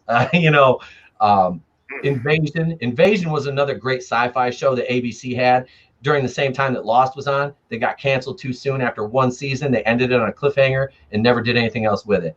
Trying to think what else. Criminal Minds is another one. I really dug that. But yeah, there's a ton of TV shows I could go on for days about. About the kind of entertainment I like, because it's like all over the board, Oh man, Geeks Up got me feeling up. MASH, I love MASH. That's a show I love from back in the day. I used to watch that with my parents. God. Yep. Man, yeah. Go ahead, brother. No, I was gonna say I was sad. I sold my MASH action figures a couple years ago when I got really heavy back into buying Star Wars collectibles. But the guy made me an offer I couldn't refuse. So he saw him laying there. I had a lot of figures laid out, and I was taking pictures, and there was this BJ was like partly in the picture, and he was like, "Is that a MASH figure?" I'm like, "Yeah." He goes, "How many of those you got?" I'm like, 6. He goes, "You want to part with them?" I'm like, "No." He's like, "Well, here, how about this?" And I'm like, "Okay." I'm like, "All right, that'll get me more stormtroopers." I'm like, "Yeah, absolutely, I'll sell them." Shit. Yeah, can we give a moment to true masculinity that 2 men around us just said they enjoyed Notebook? I just want to say that's real masculinity right there. Hell, brothers. Yeah, not afraid. Not afraid. At the end of that movie, man, where James Garner is, I'm gonna go off camera because I'm gonna start welling up. Where James, goddamn, where James Garner starts talking to his wife. She's in the home, the convalescent center, and she has dementia, and she snaps out of it and remembers him for a split second, and then she's like, he's happy, and they kind of have this moment, and then she's gone again. It was like, I know, because I watched my my grandfather go through that dementia thing, and it was like, it hits home, man. It really does, and that was a damn good movie, man. Damn you, Nicholas Sparks. Damn you, making a grown man cry and shit. Yeah, it happened. I mean, I've got my grandmother. My first one passed in 2008, and then the other one had what do you call it when you can't remember things? Alzheimer's. Yeah. Alzheimer's. Yeah. Sorry. Yeah. It's crazy. And I used to make a joke. I'd say, "Are you taking your memory medication?" She said, "Oh, I keep forgetting." It was cute. Yeah. Yeah. Mm-hmm. Yeah. Rookie. Go ahead. Let's say Flip. No, what's yours? My what? Your couple favorite movies, couple favorite shows, man. What did I write? No, I'm kidding. Your novel book of lists of the movies and stuff. I did. I wrote down a couple, which I can't read because these glasses, but I can start with my favorite show right now, and y'all might not like this, but I like it a lot. I think The Mandalorian rocks, man. I think it really fucking rocks. Yes. Mandalorian's good, bro. I'll give you. Yeah, I like it. I don't know if I'm just starving or what, but it's, Well, yeah, it was definitely a starting element, I'd probably imagine, Flip, but, it's good. That's solid. I think it's solid Star Wars. Yeah, it's good stuff. I mean, and we really have wanted what they're planning to do with it is a little scary. If the rumors are true, we don't know. But so far, so good. So I'll list it. Team Baby Yoda. I don't care. I'm Team Baby Yoda. Team Baby Yoda. Hell yeah. Definitely, man. Like, and I think some of my favorite movies are kind of y'all's probably. And if I had to pick just one of the Star Wars, of course I go with Empire Strikes Back. But I really, to be honest with you, as long as it's not the sequels, I love them all. I just saw Fanzine Dirty Dancing. Yeah, that's a good one. Yeah, it is a good movie. Dude, yeah, the soundtrack to that movie is great. You get Patrick Swayze singing. And one of the best lines in history, nobody puts baby in the corner. I mean, everybody uses that. We use that in the ring. Me and my tag team partner use that in the ring. I got pushed back in the corner by the referee, and my tag partner walked over, had to grab the microphone away from the ring announcer, grabbed the ref by his shirt, pulled him back. He said, "What was his nickname for me? He called me, what did he call me, Boo Boo Bear? Because I called him Grumpy Bear. He's like, nobody puts Boo Boo Bear in the corner. Like the crowd started, we were heels, so the crowd was throwing shit at it. It was great. That's great. That's great. Fox, man. And that's masculinism. You can call each other that in the fucking ring. Oh, yeah. And screw anyone who doesn't like it. I made him lay there with his head between my legs for 5 minutes just so we could take a break during a battle royal. Oh, shit. He lifted his head up. I just pushed it back down. I'm like, don't move. We're just going to lay here. I bet it was awesome, though. Rookie, what are your favorite movies and shows, brother? Man, mine keep on changing all the time because I'm, going through the movies, in a way for the first time as an adult with the film mindset. So it's changing all the time. So the Karate Kid, I'd say, is actually saw it for the first time last year, and that's I really like that one. It's not one that I watched since I watched it, but like I feel like I don't really need to. Like that, I got it as I saw it and really enjoyed it. Good filmmaking with it, good story. And that by the time they got to the tournament, I didn't care about the tournament part at all. It was all the stuff leading up to it that I enjoyed. That's one of the favorites, I'd say. It's an original movie. Original. True. Tremors, that's a freaking classic for me. I love that whole series, except for the Jake Skywalker of episode 5 and 6 of Tremors. Those are things that are pretty much on the level of Jake Skywalker. So don't like those additions, but before that's all good. And what Tremors did they bring Kevin Bacon back? Was it the third one or the fourth? They never brought him back. They intended to bring him back into the TV show that they had. They ran like 8 episodes. I don't remember how many episodes they had in the show, but they're going to bring Kevin Bacon and Earl, the guy who played Earl, back as well. But they were going to go into really crazy territory in that show, like with aliens and Bigfoot or something. I don't know, along with their monsters. So I don't know. But that was still good. TV shows, I feel like I have more, like I can instantly say is my favorites. Like, South Park, freaking love that show.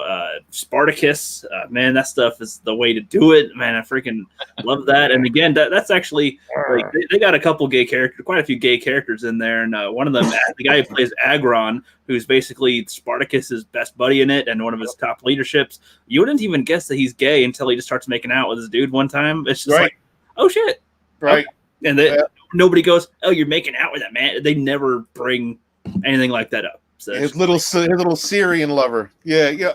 And you know what? That's a good point to bring up. Again, about good entertainment. Rookie, love Spartacus too. You produce good entertainment, right? Now, look, I'm the kind of guy, when I watch movies, if there's a gay scene, I'm like, all right, I got to put up with a gay kiss. I kind of go, you know what I mean? It's usually a gay kiss, and then they like pan away. It's not like that gin in American Gods. I can't watch American Gods anymore because I have been ginified. That gin scene, I'm done. I can't do it. I can't push the button. I can't myself push. Listen. Okay. But in Spartacus, right? Spartacus is so well written that you care about Agron, right? You see him with his brother. You see him lose his brother. Like you see him go through all this stuff. You go down this road with this character. And the point where he ends up, you find out that he's gay, it doesn't matter. Right? It doesn't. Now, I'm not saying I'm waiting for the gay scenes. Like, hey, what's up, sausage hanging? I'm not looking. But when they kiss, when they have emotional moments, I'm not like I don't want to turn it off. I don't shy away from it. I don't. It's like they play it in the same way they play it with the other characters in general. Right. And there's a lot of lesbians. A lot of lesbians. And there's a lot of boobies. Yeah, there's a lot of boobies, and it makes up for it. All the sausage you're gonna see. It makes you see, awesome kiss. Those two dudes kiss, whatever, and then the next kiss, and the next one. So it's like, whatever. It's right. Yeah, but yeah, they don't frame it any different than any other scene. So and that's good entertainment, right? Because they create this great story, this world for you. They're showing all these different points of views, and it's a great story in itself. I love the legacy of Spartacus before I watched any of the movies or watched that TV show. Right, I've always loved that story. It's a slave revolt. It's people going against the system from all over the known world at that time. Didn't matter what color you were. Didn't matter who you slept with. If you were a slave, you were a slave, and there was the master culture, and that was a slave rebellion that was multicultural. I mean, hundreds of thousands of slaves that uprose and went across Rome for 5 years. They took down 4 different Roman generals, Roman armies, experienced armies. They they made them panic to where they're at the doorsteps of like the main cities of Rome. Or like if they were just able to get past that, this would be an even bigger stain. It'd be a different thing. Like it's good. The whole world could be different. Who knows? Yeah, with the way that went. So that's a great story. And real quick, that show was cut off too early. First off, I loved oh god, now I can't think of his name. The guy that plays Andy Whitfield. I loved Andy Whitfield. Yep. And then he got cancer. He was a cancer survivor. Got cancer again. They had to delay the series. They came in with that short series. The prequel one. It's like 6 episodes. Yeah. Watch Gods of the Arena first. All right, even though you're going to know the end of season 1. It fits perfectly though. Regardless. Right. Gannicus. I love Gannicus. And but you know what? That show was supposed to go 5 seasons, and it didn't because Liam got Liam walked into a role that was kind of impossible for him to do. They wanted him to play Andy Whitfield, and he couldn't play Andy Whitfield, but he did a great job. And by season 3, Liam was Spartacus, right?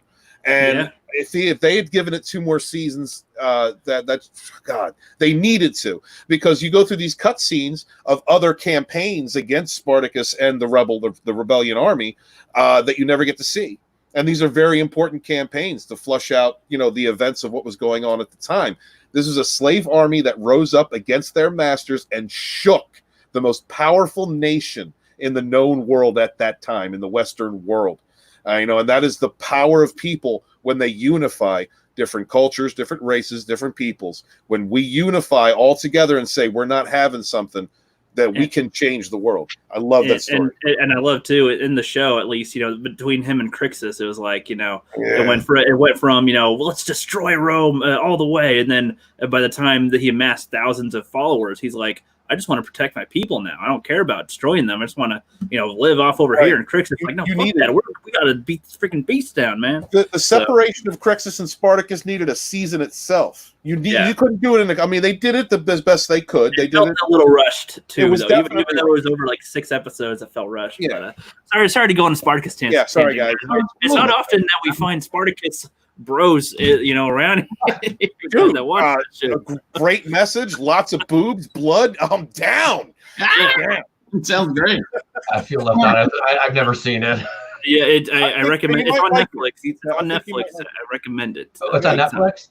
It used to be. I don't know if it still is. I think it still is though. I'm the 5th man on the account, so I can still watch it. Yes, I have Netflix. Yes. I have Netflix, Hulu, and Disney Plus for free. Yeah, watch Gods of the Arena first. Okay. And then watch the first season. Yes, especially. We'll move on to this. So it's all good. So I feel like before we get into our hilarious movie concept, we got one more question for you, Stephen, and that is, what makes a successful writer? Being passionate about what you're writing, what you are putting down. You need to be passionate. You need to have an understanding of how you feel before you even engage the material. Now, it depends on what type you're writing. I've done fiction and nonfiction.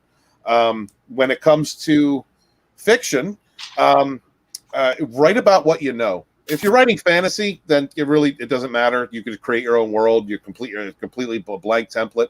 If you're doing stuff like I do my science fiction is alternate history. So you have to invest some time in understanding the periods and the language and terminologies of the different times that you're writing in. And the rest of it you can just play with. So really write about what you know, being passionate, being invested in the subject matter. I'll be honest with you guys. I could put out the Phantom Menace volumes could have been one book. That's how I made it. It was one book, one big ass book. It's already most of it's already done. I'm just kind of adding on information at this point. And because I was passionate about it, I sat down on my computer and I wrote that thing in like 3 months. Just, it's 12 weeks. It's constant writing. So that is the power of a successful writer. Also being able to take criticism, reach out to people, get their input on things that you're writing, or give them writing samples. That's also very important. All artists have an ego to a certain extent, and you have to learn how to circumvent your own ego, take negative criticism, because negative criticism can be constructive. Another thing is keep writing. Keep writing. Even if you're going to end up editing or throwing away those 3 pages you spent last night writing, keep writing, because that keeps the juices flowing, that keeps you moving. And if you keep moving, you'll get to the end of the book. Wow. Yeah, nice. I feel you. I feel you, bro. So, Flip, when are you going to put out your novel, Flip? Just kidding. Am I writing a novel? Hey, look at my schedule. Yeah, there you go. I don't have a novel. I did start writing once. I got 8 chapters in. Maybe I'll send it out and see what people think. I wrote it, rewrote it, and rewrote it, and rewrote it. I don't even. Yeah. Oh, and real quick, if anybody's watching, I'm sorry, I didn't mean to cut off. If anybody's watching or in the chat right now, and you are a novelist and you are writing stories and you need help advertising it or getting, some people to give you, to give samples to read, man, reach out to me, because that's something that I have wanted to do. Unfortunately, it's fallen kind of to the wayside. I do have a Fandom Menace writers group with quite a few good people in there that we just haven't been able to work on together because we're all just so damn busy, but definitely, if you need test readers, reach out to me. I'm trying to cultivate a novelist or a book reading group within the Menace, or, it doesn't even matter. You don't have to carry the hashtag. It can be anybody from the fandoms. So I'm trying to build that and organize that. And if you need help with promotion, always reach out. I will support independent creators all day, every day. Absolutely. Yeah. Do that, everybody. Reach out to Steven. He'll help you guys out. I love that. ETAP, did you ever try to get into writing back in the day or anything? Try to write a book or movie or something? Actually, man, that is English and writing and literature have always been my strong suit, which a lot of people find that hilarious when they look at me. But yeah, I'm not a math and science guy. I'm a written word guy, and I've always enjoyed it. I'm actually editing a manga right now. Nice. Called Oil Brigade, written by a guy who was on my show. He's one of my oldest guests on my podcast. I owe him a chapter. I'm a couple months behind, but he's very understanding, and he's kind of at a sticking point right now too. So Steven, I might refer him to you actually. Sure. Super great young guy. Very willing to, like you said, he takes constructive criticism very well, and he's allowed me to have some creative license with his work, his original work. Nice. And it's a very cool book. The concept is it's set in kind of the United States, alternate timeline kind of deal. It's all about an oil war and things like that. It's really a cool concept. Like I said, I'm editing the 3rd chapter now. I started on this last year, and we just, he understands I'm busy. He understands I'm busy. My family comes first, and then it's my family, and then YouTube, and then basically everything else after that. But I've had some issue. My mother's had some health issues recently, so that's taken up pretty much all my extra time outside of YouTube and home.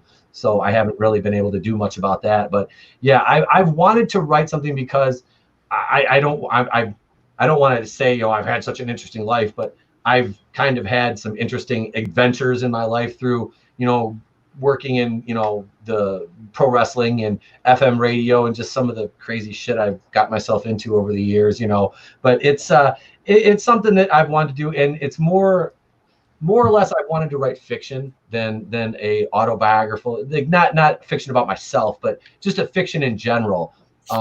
I really, it's going to sound cliche, I'm really into like the zombie post-apocalyptic things. I'm a huge, and that's a show I forgot to even mention was Walking Dead, because I've been down with the Walking Dead since day one. I've read the entire comic run 3 times, and I'm still angry at Kirkman for ending that. But no, I mean, there's a lot of things I want to do, and I think I could combine some genres into something and make it coherent and fun, and kind of I don't know. It's like I said, I enjoy doing it, and I've been told that I'm a decent writer, which is okay. So it's like I have some things I can perfect and hone in, and some things like that. But I have good ideas. It's just getting the time to sit down and translate them and put them on my computer and work that out is another story altogether.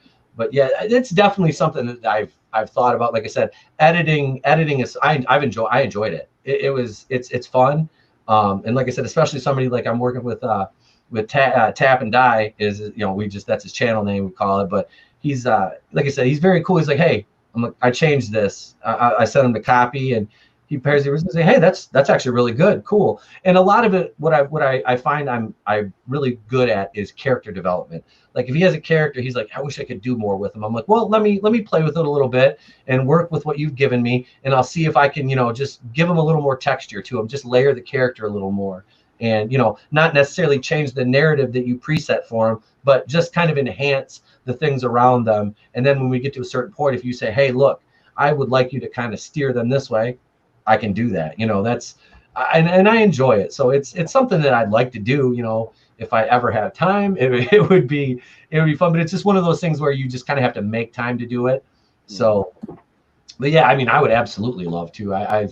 My head is filled with more useless information than most human beings could even comprehend, and I mean that, like back dating back to like, oh, the original Muppet Babies, or who what was this episode about? I mean, there was it's stupid stuff, and like I said, it's just useless information that for some reason is stuck in this odd shaped gourd that sits on top of these shoulders. I don't know.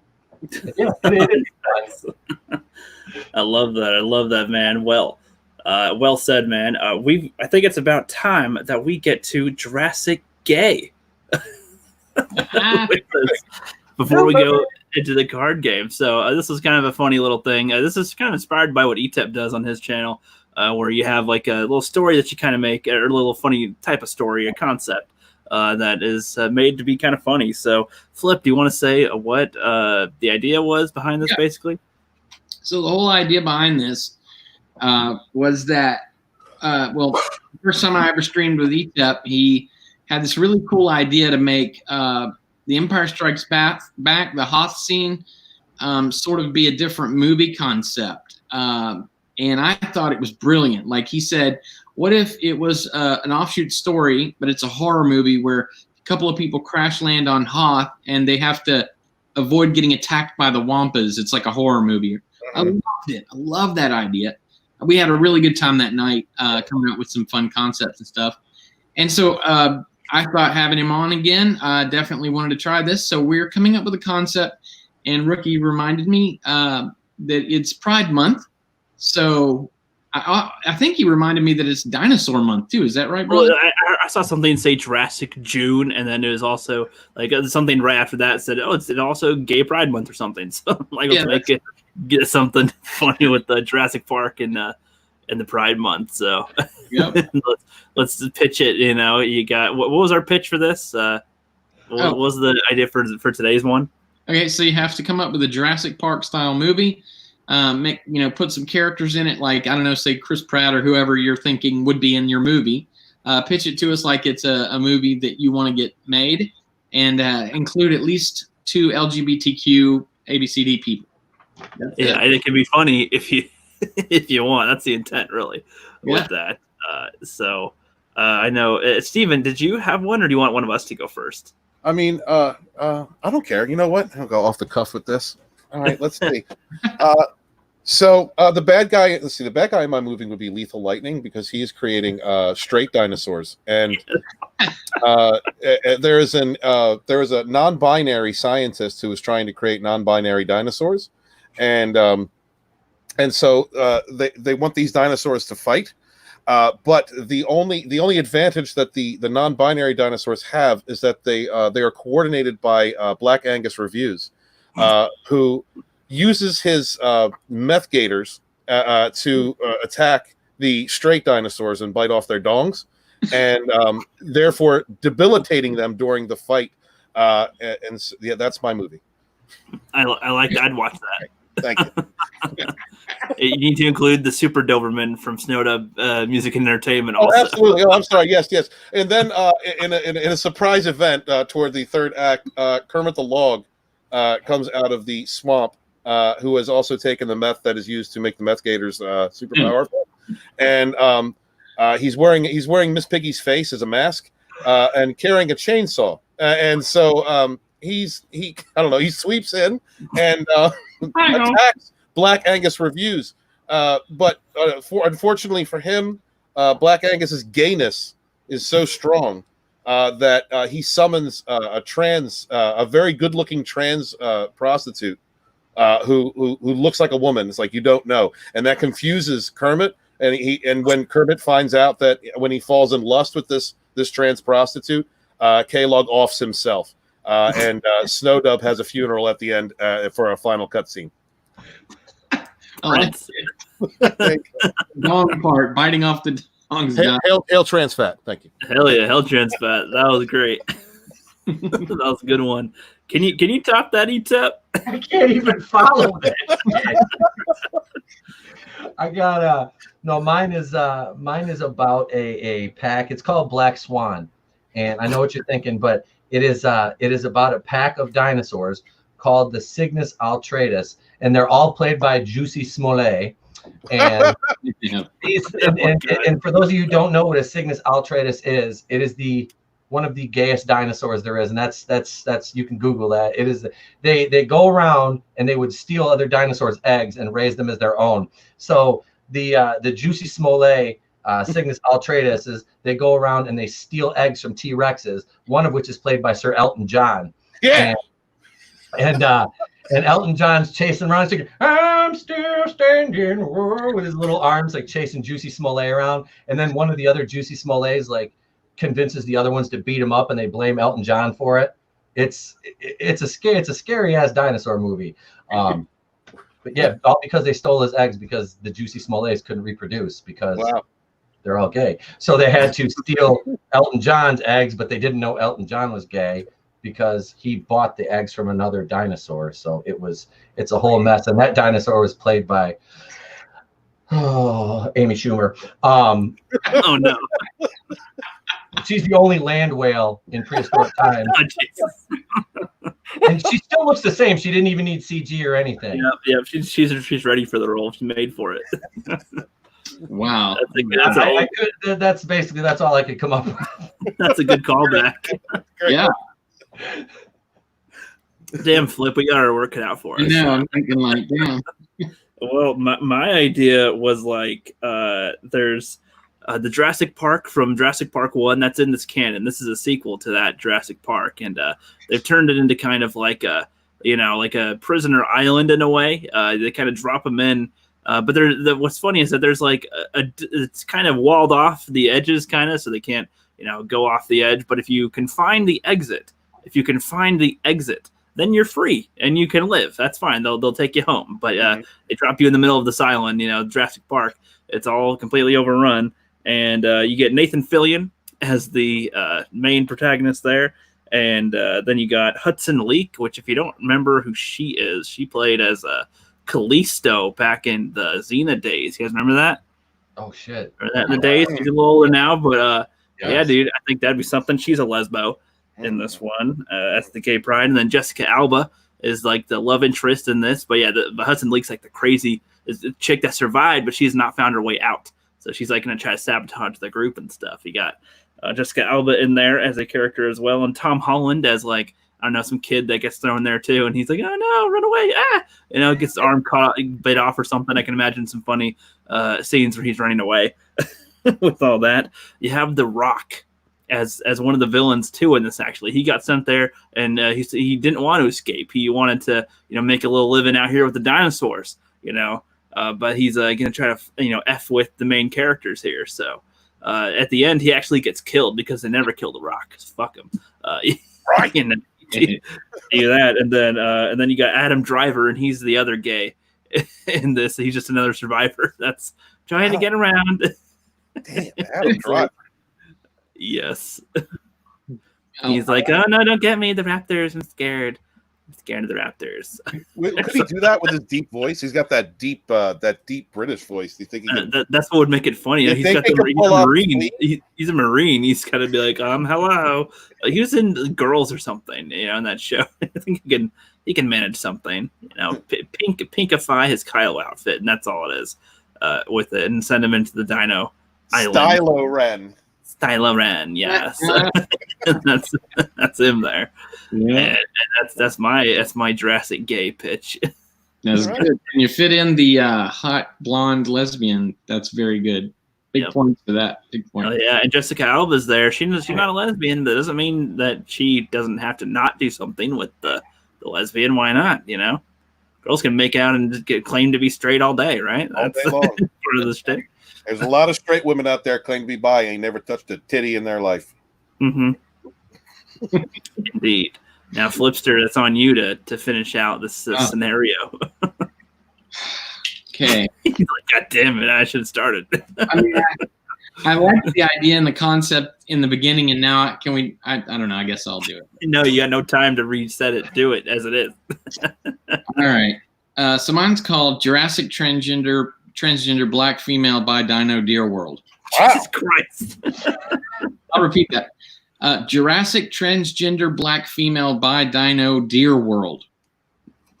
The first. Say it 5 times fast. I'm just kidding. 5 times fast. You already have a script sold to Hollywood right now, bro. Yeah, that's all the requirements you need. They don't need to know nothing else. That's it. Print. Well, first of all, it's terrible. I think y'all's are really, really excellent, by the way.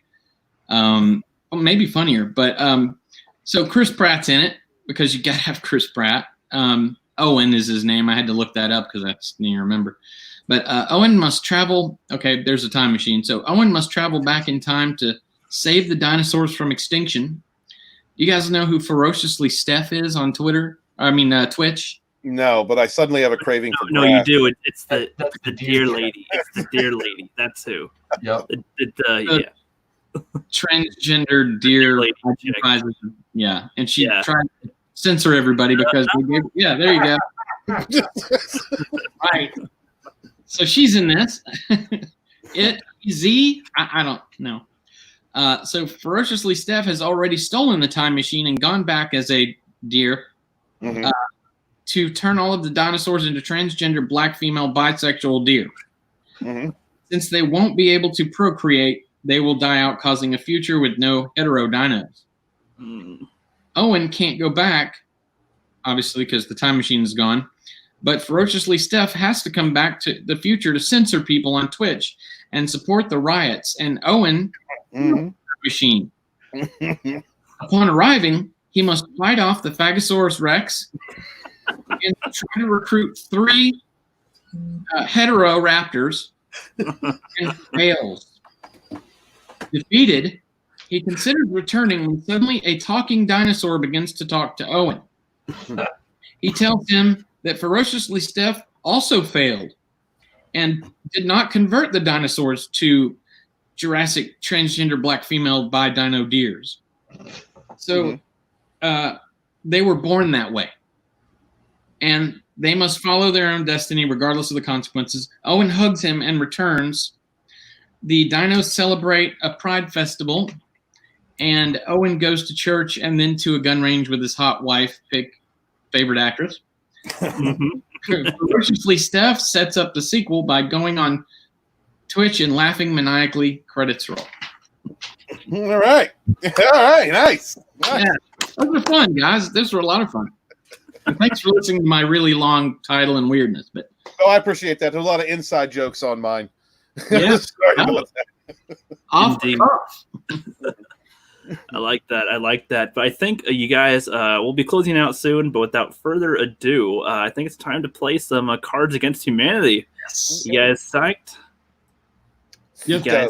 I'm stoked. All right. Yeah, we do have to go. Instead of going to the one that I was going to plan for today, we're going to use the Wart Party one. And, the password on that will be Glasses1. And then we'll just do that game. I'll reset. I'll set up a new game for after this. I'm doing a stream after this for a little game as well. So, yeah, but we shall do this, and it shall be a fun one. All right. So wait, what do we do here? I'm on the website now. So you're on the website. Are you logged in? Yeah. Go to games. Oh, okay. And then scroll down until you see something called Wart Party by the Rookster. Let's see here. Game cards, log out, settings, games. Why are you not letting me click? It's not letting me click either. Okay. Sometimes they'll take a sec to load. Okay, it's not me.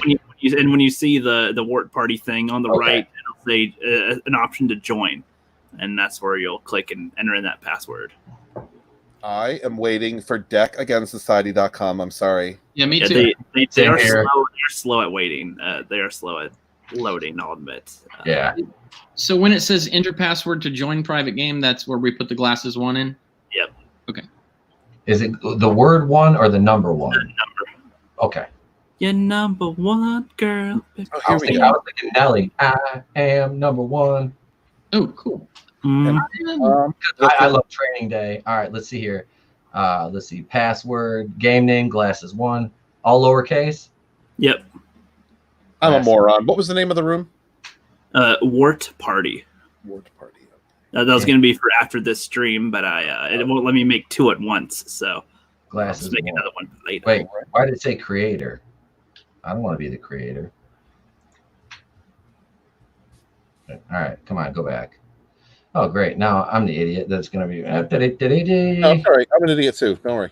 Oh, I'm the least technologically. Let's see. No, not. What is it called? It's called Wart Party. Oh, there it is. Okay, I see it now. I'm in now.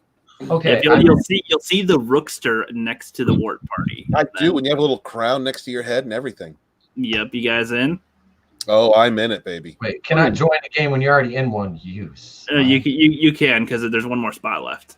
Well, what are you doing here? I only see Rook and me, but I guess if you guys, no, he's here. Stefan's here too. When you Come on, refresh, let's make us a lucky Pierre. Get in here. I'm coming. Yeah. She said. He's coming. You guys hear that, ladies? Let's see. I'm done. Let's see. Glasses one. No capital. All right. Yeah. All lowercase. Don't spell it wrong. And there we go. woohoo! All right, he's in. Hell yeah! So, do you guys know the premise of this game? You kind of summed it up in short. I guess like Mad Libs, that you just add a word into a sentence. Pretty much. So the point is, so like I'm the czar, which is like it's my turn, and like I'll read the thing out. Like no, there is no blank, or do not. And you guys pick the options of those cards that you think that I would like the most, like would be the funniest or something. And then it will switch turns to whose turn it is, and then we just pick our favorite ones. And then the point is that like I don't know which selections you guys picked until I pick my favorite, and then that person gets the points. All right, hell yeah! So it's just waiting on ETEPs or on one more, I think. I says I'm in. Or Flippers. There's. Oh, I'm sorry. I got to pick. My bad. Okay, I assumed Flip already did it. I was like, what? No, there is no. Okay. Wait. No, there is no blank, or do not. Okay. I'm submitting. Okay. Sorry. Oh, there we go. Did you guys hit submit when you guys hit your no, I didn't hit one. I'm sorry. I'm still looking. When you're ready, hit the submit button thingy, and then the answers will be waiting for me to reply or see them on here. Wait. Do you have to? You go down to the bottom there. It says submit a request. No. Submit cards. So you select the cards that you would like to put into the blanks, and then you click the submit. A little green thing will drop for you to submit them to the thing. Once you get through one round, it took a minute for me to figure out too. Yeah. It's a nice ancient website. We're all boomers. It's okay. It's all right. It's a nice ancient little website over there. Because I'm not getting any drop downs here. You got to pick. There we go. There we go. Now I got it. Okay. There we go. Okay, there we go. So, for the people in the chat, I put a little banner up on the screen so you guys can see the rules, kind of. So, no, there is no Jizz Soda, Brian Johnson, or do not. Oh, I forgot. Okay, these going backwards. Okay, so that's why. Okay, that's cool. So, no, there is no Ryan Johnson, Jizz Soda, or do not. I know that's the way it's meant to be. That's what that goes in. So, no, there is no Jessica Alba, hand lotion, or do not. Oh yes. There is no fart blaster, freshly squirted spooge, or do not. Oh, I love all these, but I'm gonna pick the Jessica Alba one, man. That's my jam. That is the jam, and that was Steven's pick. Nice. So he won that one, but now it is flipped out's turn to read out the card. Okay. Hey, yo, man, let's waste these 3 blank and gets. Don't do it. My screen went blank. Oh, really? no! Oh, good, not good. I gotta Not wait. I'll It's be right got to back. reload. Take time. Oh, no. Well, while he's reading that, we can still pick our selections. Blank and get some pancakes, dude. Yep. Hey, yo, man, let's waste these blanks. Get some pancakes, dude. It's supposed to be like a black voice. You did all right. All right, I'll turn it up. But I was a frantic white person in reality. That's what happened. Yeah.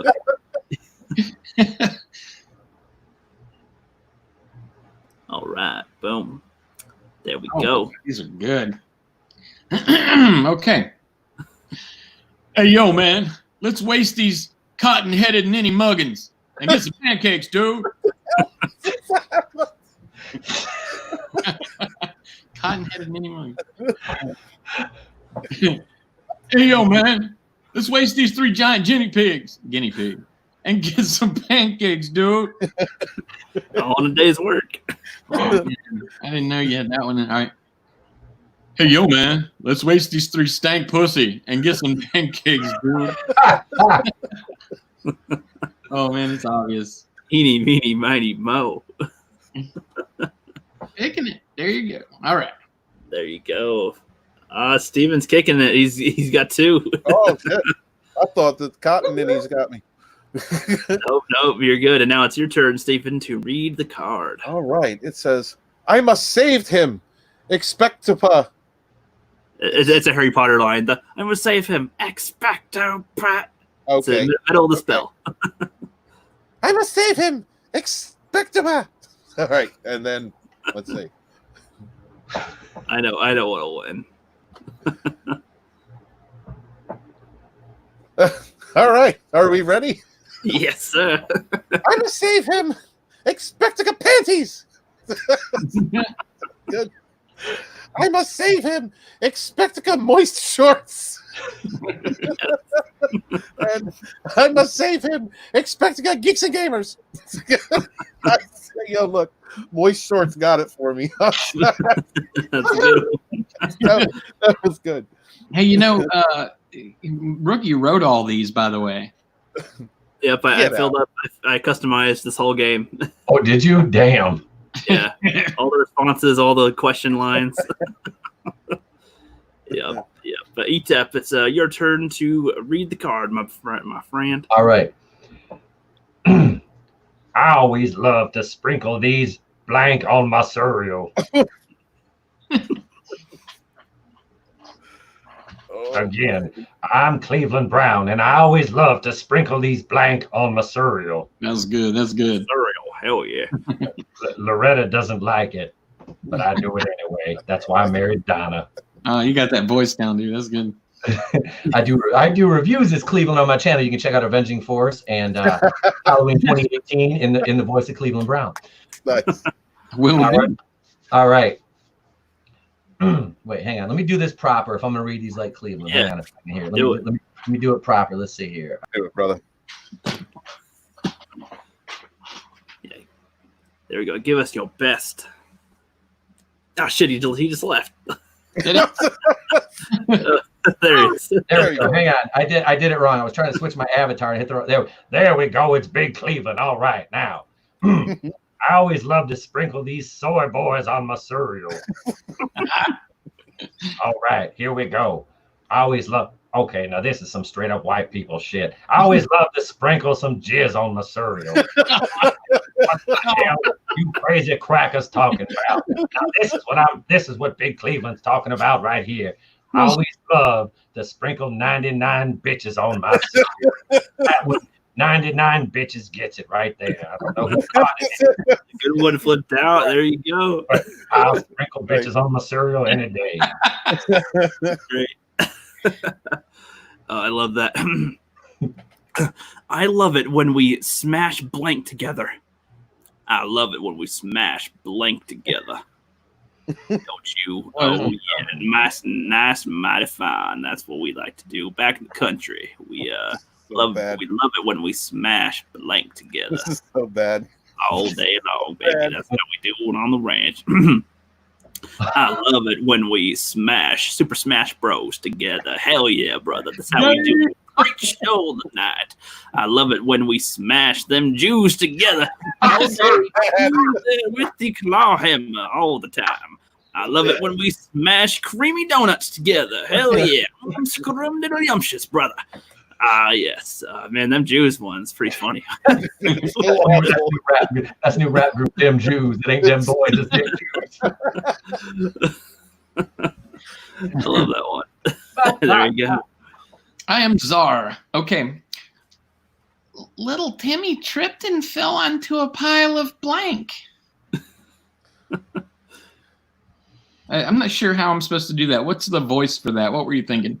I don't know. That was pretty close. It's like little Timmy tripped and fell onto a pile of blank, like a narrator of like a kid's book or something. Oh, okay. Like Jerky Boy. Oh God, little Timmy tripped and fell into a pile of. That's great. My Frank Rizzo. Oh, Frank Rizzo, open your ears, jackass. You will leave me. Want to talk to one lawyer? Man come out in underwear. He hit me. Yeah, I love that. He's in the hallway hitting me. That's good, man. All right. Little Timmy tripped and fell into a pile of gayness.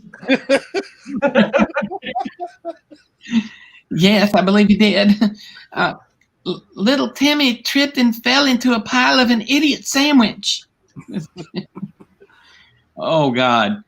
Little Timmy tripped and fell onto a pile of Oprah's tampons. Oh, that wins right there. And you get one, and you get a tampon, and you get a tampon. Yes, God. That's good, man. Steven's killing it. Yeah, he's got it, bro. He's got this one. Yep. Yeah, so far, Flip's the king. He's won twice in a row. So, if you top him this time, you take the belt. I'm willing to defer. I'm having fun. Wow, that is a giant nude statue of blank. Oh, there's a lot I could do here. Is there? A lot of options.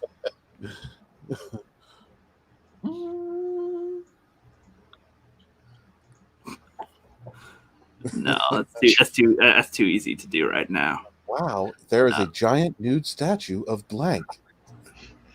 Oh, it's too. There's like 4 good options that are perfect. Toby from Family Guy. Oh no.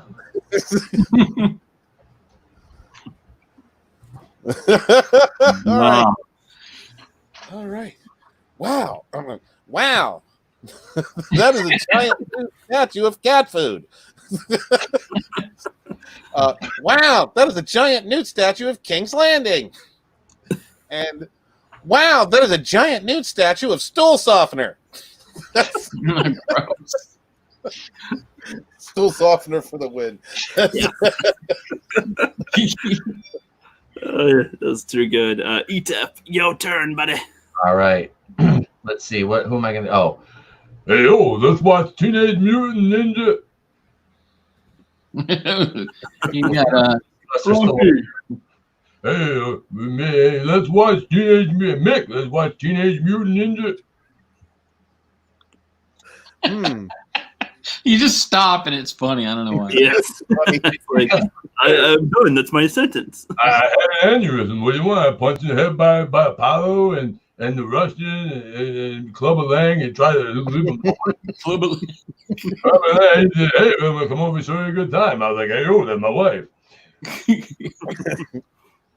Hey, let's watch Teenage Mutant Ninja Porgs. Oh, God. Jesus. That's actually kind of funny. I'd watch that. Hey, let's watch Teenage Mutant Ninja Lies. Are you a ninja? No. No. Yes, I am. You don't look like a ninja. Funny. I don't resemble a ninja. Hey, let's watch Teenage Mutant Ninja Flying Monkeys. Flying Monkeys takes. That accent is priceless. Anything with flying monkeys. Oh, Lodonis. Was that? Wow. Dominating the game. That was good, man. He's killing it. I just thought of the perfect name for the brand new church in town. Let's call it the Church of Blank. There we go. I just thought of the perfect name for the brand new church in town. Let's call it the Church of Blank. Oh, wow. All right. Oh, this is great. Excuse me. Get it out, buddy. Yeah. Here we go. I just thought of the perfect name of the brand new church in town. Let's call it the Church of Brie Larson. Yeah. I think I just threw up. I just thought of the perfect name of the brand new church in town. Let's call it the Church of Daddy's Girl. Hey now. Damn. I just thought of the perfect name of the brand new church in town. Let's call it the Church of Doing Taxes and Nothing But Underwear. Very specific. Oh, I knew that one would be funny one of these days. I'm gonna do that one. There we go. Hey, Yep. There we go. I'm on the board. All right. Okay. Nice. On the board. All right, this is I me, did. right? No? Oh, never mind. I just found the cure for the C virus. It's Oh, I know this one. Oh. Mm. This one's better, actually. Oh, no, there's that one, too. Okay. There we go. Oh, wow. Okay. Here we go. I just found the cure for the C virus. It's Clorox bleach. So That'd do it. That'd do it. So bad. I just found the cure for the C virus. Women on their period. Ugh. Could do it too, maybe. I don't know. I just found the cure for the C virus. It's Kylo Ren, shirtless. I'd kill something. I'd go with that one. Nice. For the people just coming into the chat right now, we're playing Cards Against Humanity and doing some silliness. We got 8 viewers somehow while we're doing this. So, Nice. get ready for the craziness. This is hilarious. Stephen Walton is kicking our butts. And and then Flips in second, or tied for second with ETEP, and I'm in last place over here. And we are playing a silly game. You guys will get the gist as we go, if you're sticking around. Steven, 'tis your turn to read the card. I cannot do Princess Leia. I know this is Princess Leia, but I'm gonna do a man identifying as Princess Leia. You half-witted, scruffy-looking blank. Some good ones. Oh, Indeed. Jesus Christ. This is going to be good. All right.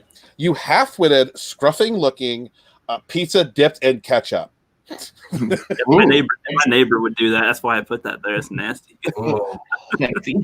You half-witted, scruffy-looking, sassy, slutty, sexy dress. Oh, you half-witted, scruffy-looking Jeremy. That's fucked up. Oh, man. Eeny, meeny, miny, mo, my friend. Oh, go with that one. There you go. The Flipster on a roll again. All right, ETEP, your turn, buddy. All right, let's see here. Do not come between the blank and its prey. That's the Nazgul. That was the quote there. The orc. Do not come between the Nazgul and his prey. This time it's the blank and his prey. Look, I'm from Quahog, and this is how we talk. All right, we've got this weird accent. Let's see here. All right, so we're waiting for 2 answers here. All right. Do not come between the blank and his prey. Usually it's between me and a Pawtucket Pat, but All right. Do not come between the orange man bed and his prey.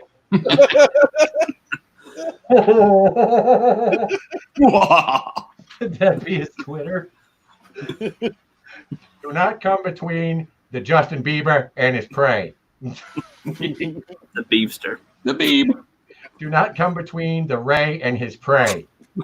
Did you just assume Ray's pronouns? Uh-oh. I'm gonna go with the orange man bad. Yeah, that's a winner. That's a winner. Yeah, it is. Oof, getting close. Vina. Getting a neck and necker over here. You guys, listen. Netflix just released a movie called Blank. Now we can really watch Netflix and chill. There we go. Netflix just released a movie called Blank, and now we can really Netflix and chill. Oh, perfect. Netflix just released a movie called Boobies Booty. Now we can really Netflix and Boobies Booty. I like that.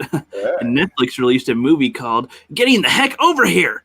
Now we can really Netflix and chill. And Netflix just released a movie called Slaughtering Tomatoes by the Rookie Critic. Now we can really Netflix and chill. You know I gotta do the tomatoes, man. Yeah, know it. Choice. Oh, I'm the czar. Okay, my bad. All right, let's see. Today was awesome, but when I reached into my pocket, I felt a warm, squishy, wet blank and squeezed it oh so tight. Oh, man. Oh, my God. That's sort of Keanu Reeves, sort of, but not quite. Yeah. Oh, my God. Here we go. All right. Oh. Today was awesome, but when I reached into my pocket, I felt a warm, squishy, wet, dashing young fellow. Oh, so tight. That's good, though. Oh, God, that's the trying to make my face come back. Today was awesome, but when I reached into my pocket, I felt a warm, squishy, wet Admiral Haldo. And it oh so tight. Ew. It's pretty good. Today was awesome, but when I reached into my pocket, I felt a warm, squishy, wet, used napkin. And squeezed it oh so tight. Going with the fellow. Yeah, that's the best one. Hell yeah. All right. Good show. Martha used up all the butter lathering up her body, so I had to use blank on my bagel. Yeah. All the butter lemon. Perfect. Gross answers. I love it. All right. Martha used up all the butter lathering up her body, so I had to use Keanu Reeves on my bagel. Good timing. Martha used up all the butter lathering up her body, so I had to use bitch pudding on my bagel. That's the old Robot Chicken reference. Martha used up all the butter lathering up her body, so I had to use rhino milk on my bagel. Eat fat, baby. Oh, rhino milk for the win. That's a good one. Good choice. I like the bitch pudding though. That was good. The bitch pudding was great. That was good too. Perfect. Etep. Is this supposed to be like Gandalf? It looks kind of blank. You shall not. Yeah, it's like you shall not pass. Yep. You shall not pass. Yeah. You shall not blank. You shall not blank.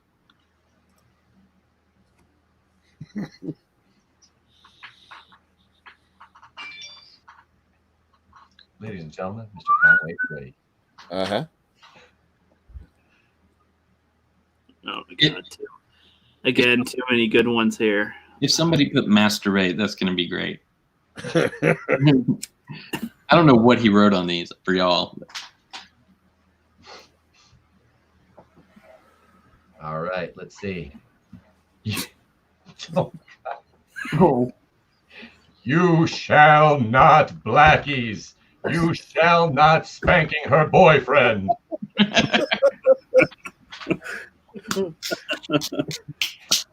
You shall not Lucasfilm. You shall not Karen. Ooh, yeah. Can't Karen. You shall not black. You shall not white. I gotta go. That's some deep stuff there. Oh God.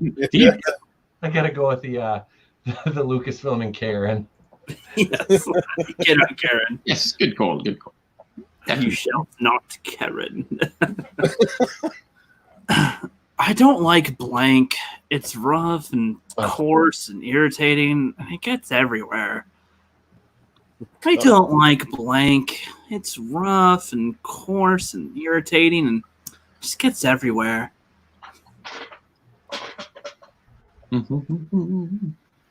Curtis is like, you shall not blank, as what's got me on its own.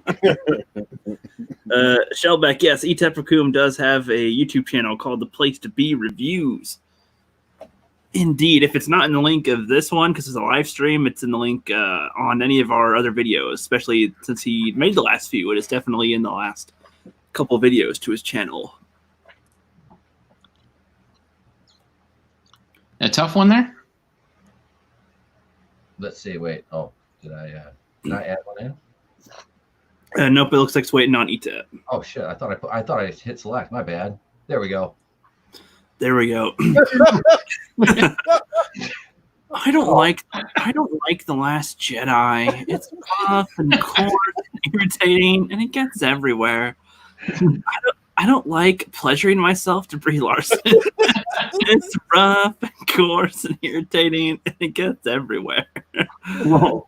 Oh, that's great. I don't like itching my crotch. It's rough and coarse and irritating. It gets everywhere. I think it's the best selection of options for the night. Good choices all the way. Oh my god! Like one of them is like physically realistic. The other one's like mentally realistic, and the other one's like one you want to avoid realistically. Right. You know what it is. It's a tough one. I think because he went for the realism, I'm going to go with the itching crotch one. Select. There we go. There you go. He needs 3 more points to win, unless Flipped Out or ETEP and I can stop him. We shall see. Indubitably. As I was spying on her through her window, watching her sleep, I noticed she had a big old blank. Big old blank. I love it. I noticed she had new furniture also. And they're not arguing about the vacation anymore. Nope. She didn't like. Oh, here they are. As I was spying on her through her window, watching her sleep, I noticed she had a big old flower garden. Right between her legs. That's code. Spying on her through her window, watching her sleep, I noticed she had a big old animal costumes. Furry. Oh no. I like furries. They're furry. They're very furry. As I was sleeping on her, as I was spying on her through her window, watching her sleep, I noticed she had a big old marshmallow cheek, a jello butt, and a flubby tubbly leg. Lord. Jesus. Okay, that's a good one. I gotta go with the flubby. History on that one. My sister, Yeah. I don't know why she did this, but she was like, "You have a marshmallow cheek, a jello butt, and a flubby tubbly leg." When I was getting fat, I was younger. All right. Next one says, "You 9 shall be known as the Fellowship of the Blank." I like that. Yeah. Okay. All right. We gotta be funny. There we go. Almost. It's not funny, but it's cool. All right. All right. Here we go. "You 9 shall be known as the Fellowship of the Lesbos." I want to be in that group. Yeah, that's a good one. "You 9 shall be known as the Fellowship of the Fandom Menace." And "You 9 shall be known as the Fellowship of the Balls Palops menacingly on a table incorporated." Balls for the win. Yeah. Oh, good. The other one was good though. Oh my You god. got balls in that. That's like. That's it. You win. All right, let's see here. All right. And for my last wish, I told the genie, I wish I could utterly dominate and rule over blank for life, yo. For life. And for my last wish, maybe I should go like Huggy Bear on this. Hey, yo, Starsky. And I told for my last wish, I told the genie, I wish I could utterly dominate and rule over the blank for life, yo. Hell yeah. Yeah.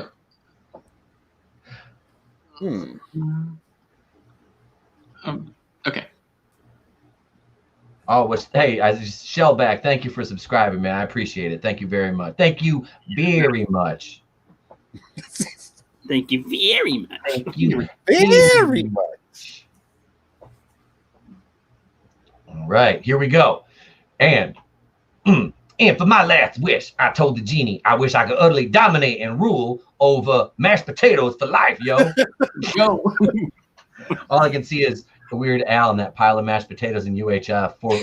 This means something. This means something. Hell yeah. we just did that as a watch party on my channel. Great, all right, here we go. And for my last wish, I told the genie, I wish I could utterly dominate and rule over Kathleen Kennedy for life, yo. Yeah. Yeah. Take that, Kathleen Kennedy. Why don't you go back to serving coffee? Bitch. Do what you're good at, bitch. But then you have to deal with her for the rest of your life. Oh, yeah, but I'd accidentally spill hot coffee on her every day. Like true, like shit. Yep. Yeah. And for my last wish, I told the genie, I wish I could utterly dominate and rule over watching Last Jedi for life, yo. Oh. Yeah. That's like personal hell. I'm gonna go with mashed potatoes because of my affinity for UHF. Yeah, mashed potatoes is great. I'll go with mashed potatoes. Hell yeah. Get that Weird Al looking in my face, in my hair. In my hair. Yeah. Did you click it? Let's see. Hang on. Did I? I thought I did. Son of a bitch. Well, there we go. So stupid. Sorry. That's me. Stupid. So stupid. We loves it. We loves my blank. We loves it. We loves my blank. It's a delicious. Oh, we loves it. Yes, we loves it. We loves my sweaty socks. We loves it. We love my ass blaster. Yes. We loves it. We loves my vibrator on high. That one just went hands down. You won it. Nice. Congrats. 8 points. Oh, that's right. You have done one, my friend. Oh, wow. Thank you. Yeah. Yeah, it was fun. I've never done that before. That shit is fun. Not because I won. That was pretty cool. I love it. This is funny as hell, too. Itepokum created his own game and named it Glasses One. See, this is how much I have no idea what I'm doing.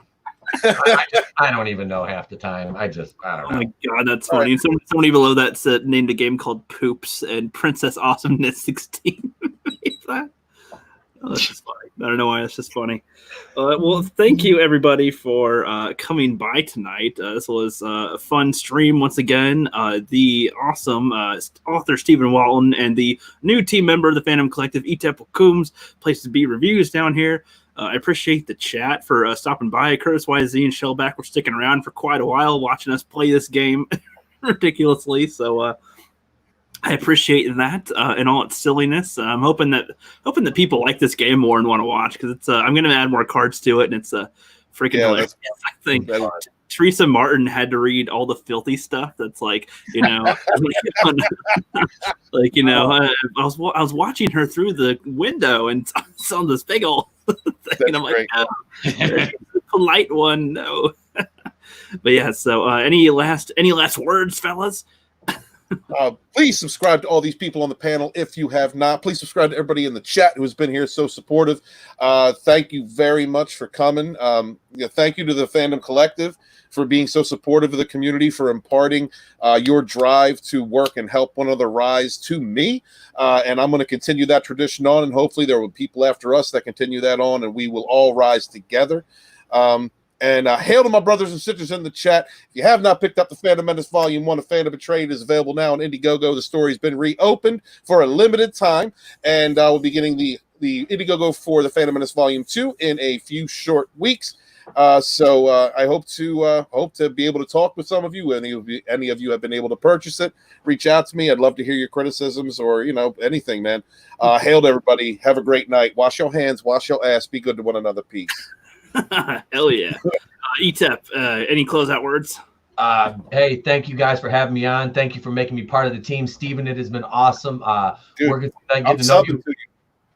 Thank you, and likewise, man. And I want to get you on my channel when we do. My show is on Monday nights. It's called Monday Night Going In Raw, because that's how we do. Because old dirty bastard said it best. Oh baby, I like it raw. That's ODB, baby. That's how. But anyway, Monday Night Going In Raw. Check that out. Flip and Rook, I want to get you guys back on as soon as possible, and Steven get you on. Like I said, I'm trying to bring new people on, and I got videos coming out the rest of the week. So episode number 4 of Is It Woke is coming out Saturday, 2 p.m. I will be breaking down a movie I've never seen before, Deadpool 2. Is it woke? I'll be the judge of that. So that's this Saturday. And thank you, everybody, man. Just thank you again. Fan Collective, Flip, Rook, thank you for making me part of the team. And Steven, once again, man, great meeting you and getting to know you and work with you, man. Thank you. Hell yeah. Praise him. Flipped out. Last words. Yeah, thanks, guys. Thanks for coming. It has been awesome. Between me and Rookie, I've been so much happier trying to get us all together and finding new ways to be silly and fun, and you guys were perfect for it. So, yeah, thanks for coming on and doing that. And everybody out there who's stopped by and stuck with it, thank you for that. And yeah, rise together. I appreciate it. Let's all, on a count of 3, we'll say rise together. 3, 2, 1. Rise together. Hashtag that. No.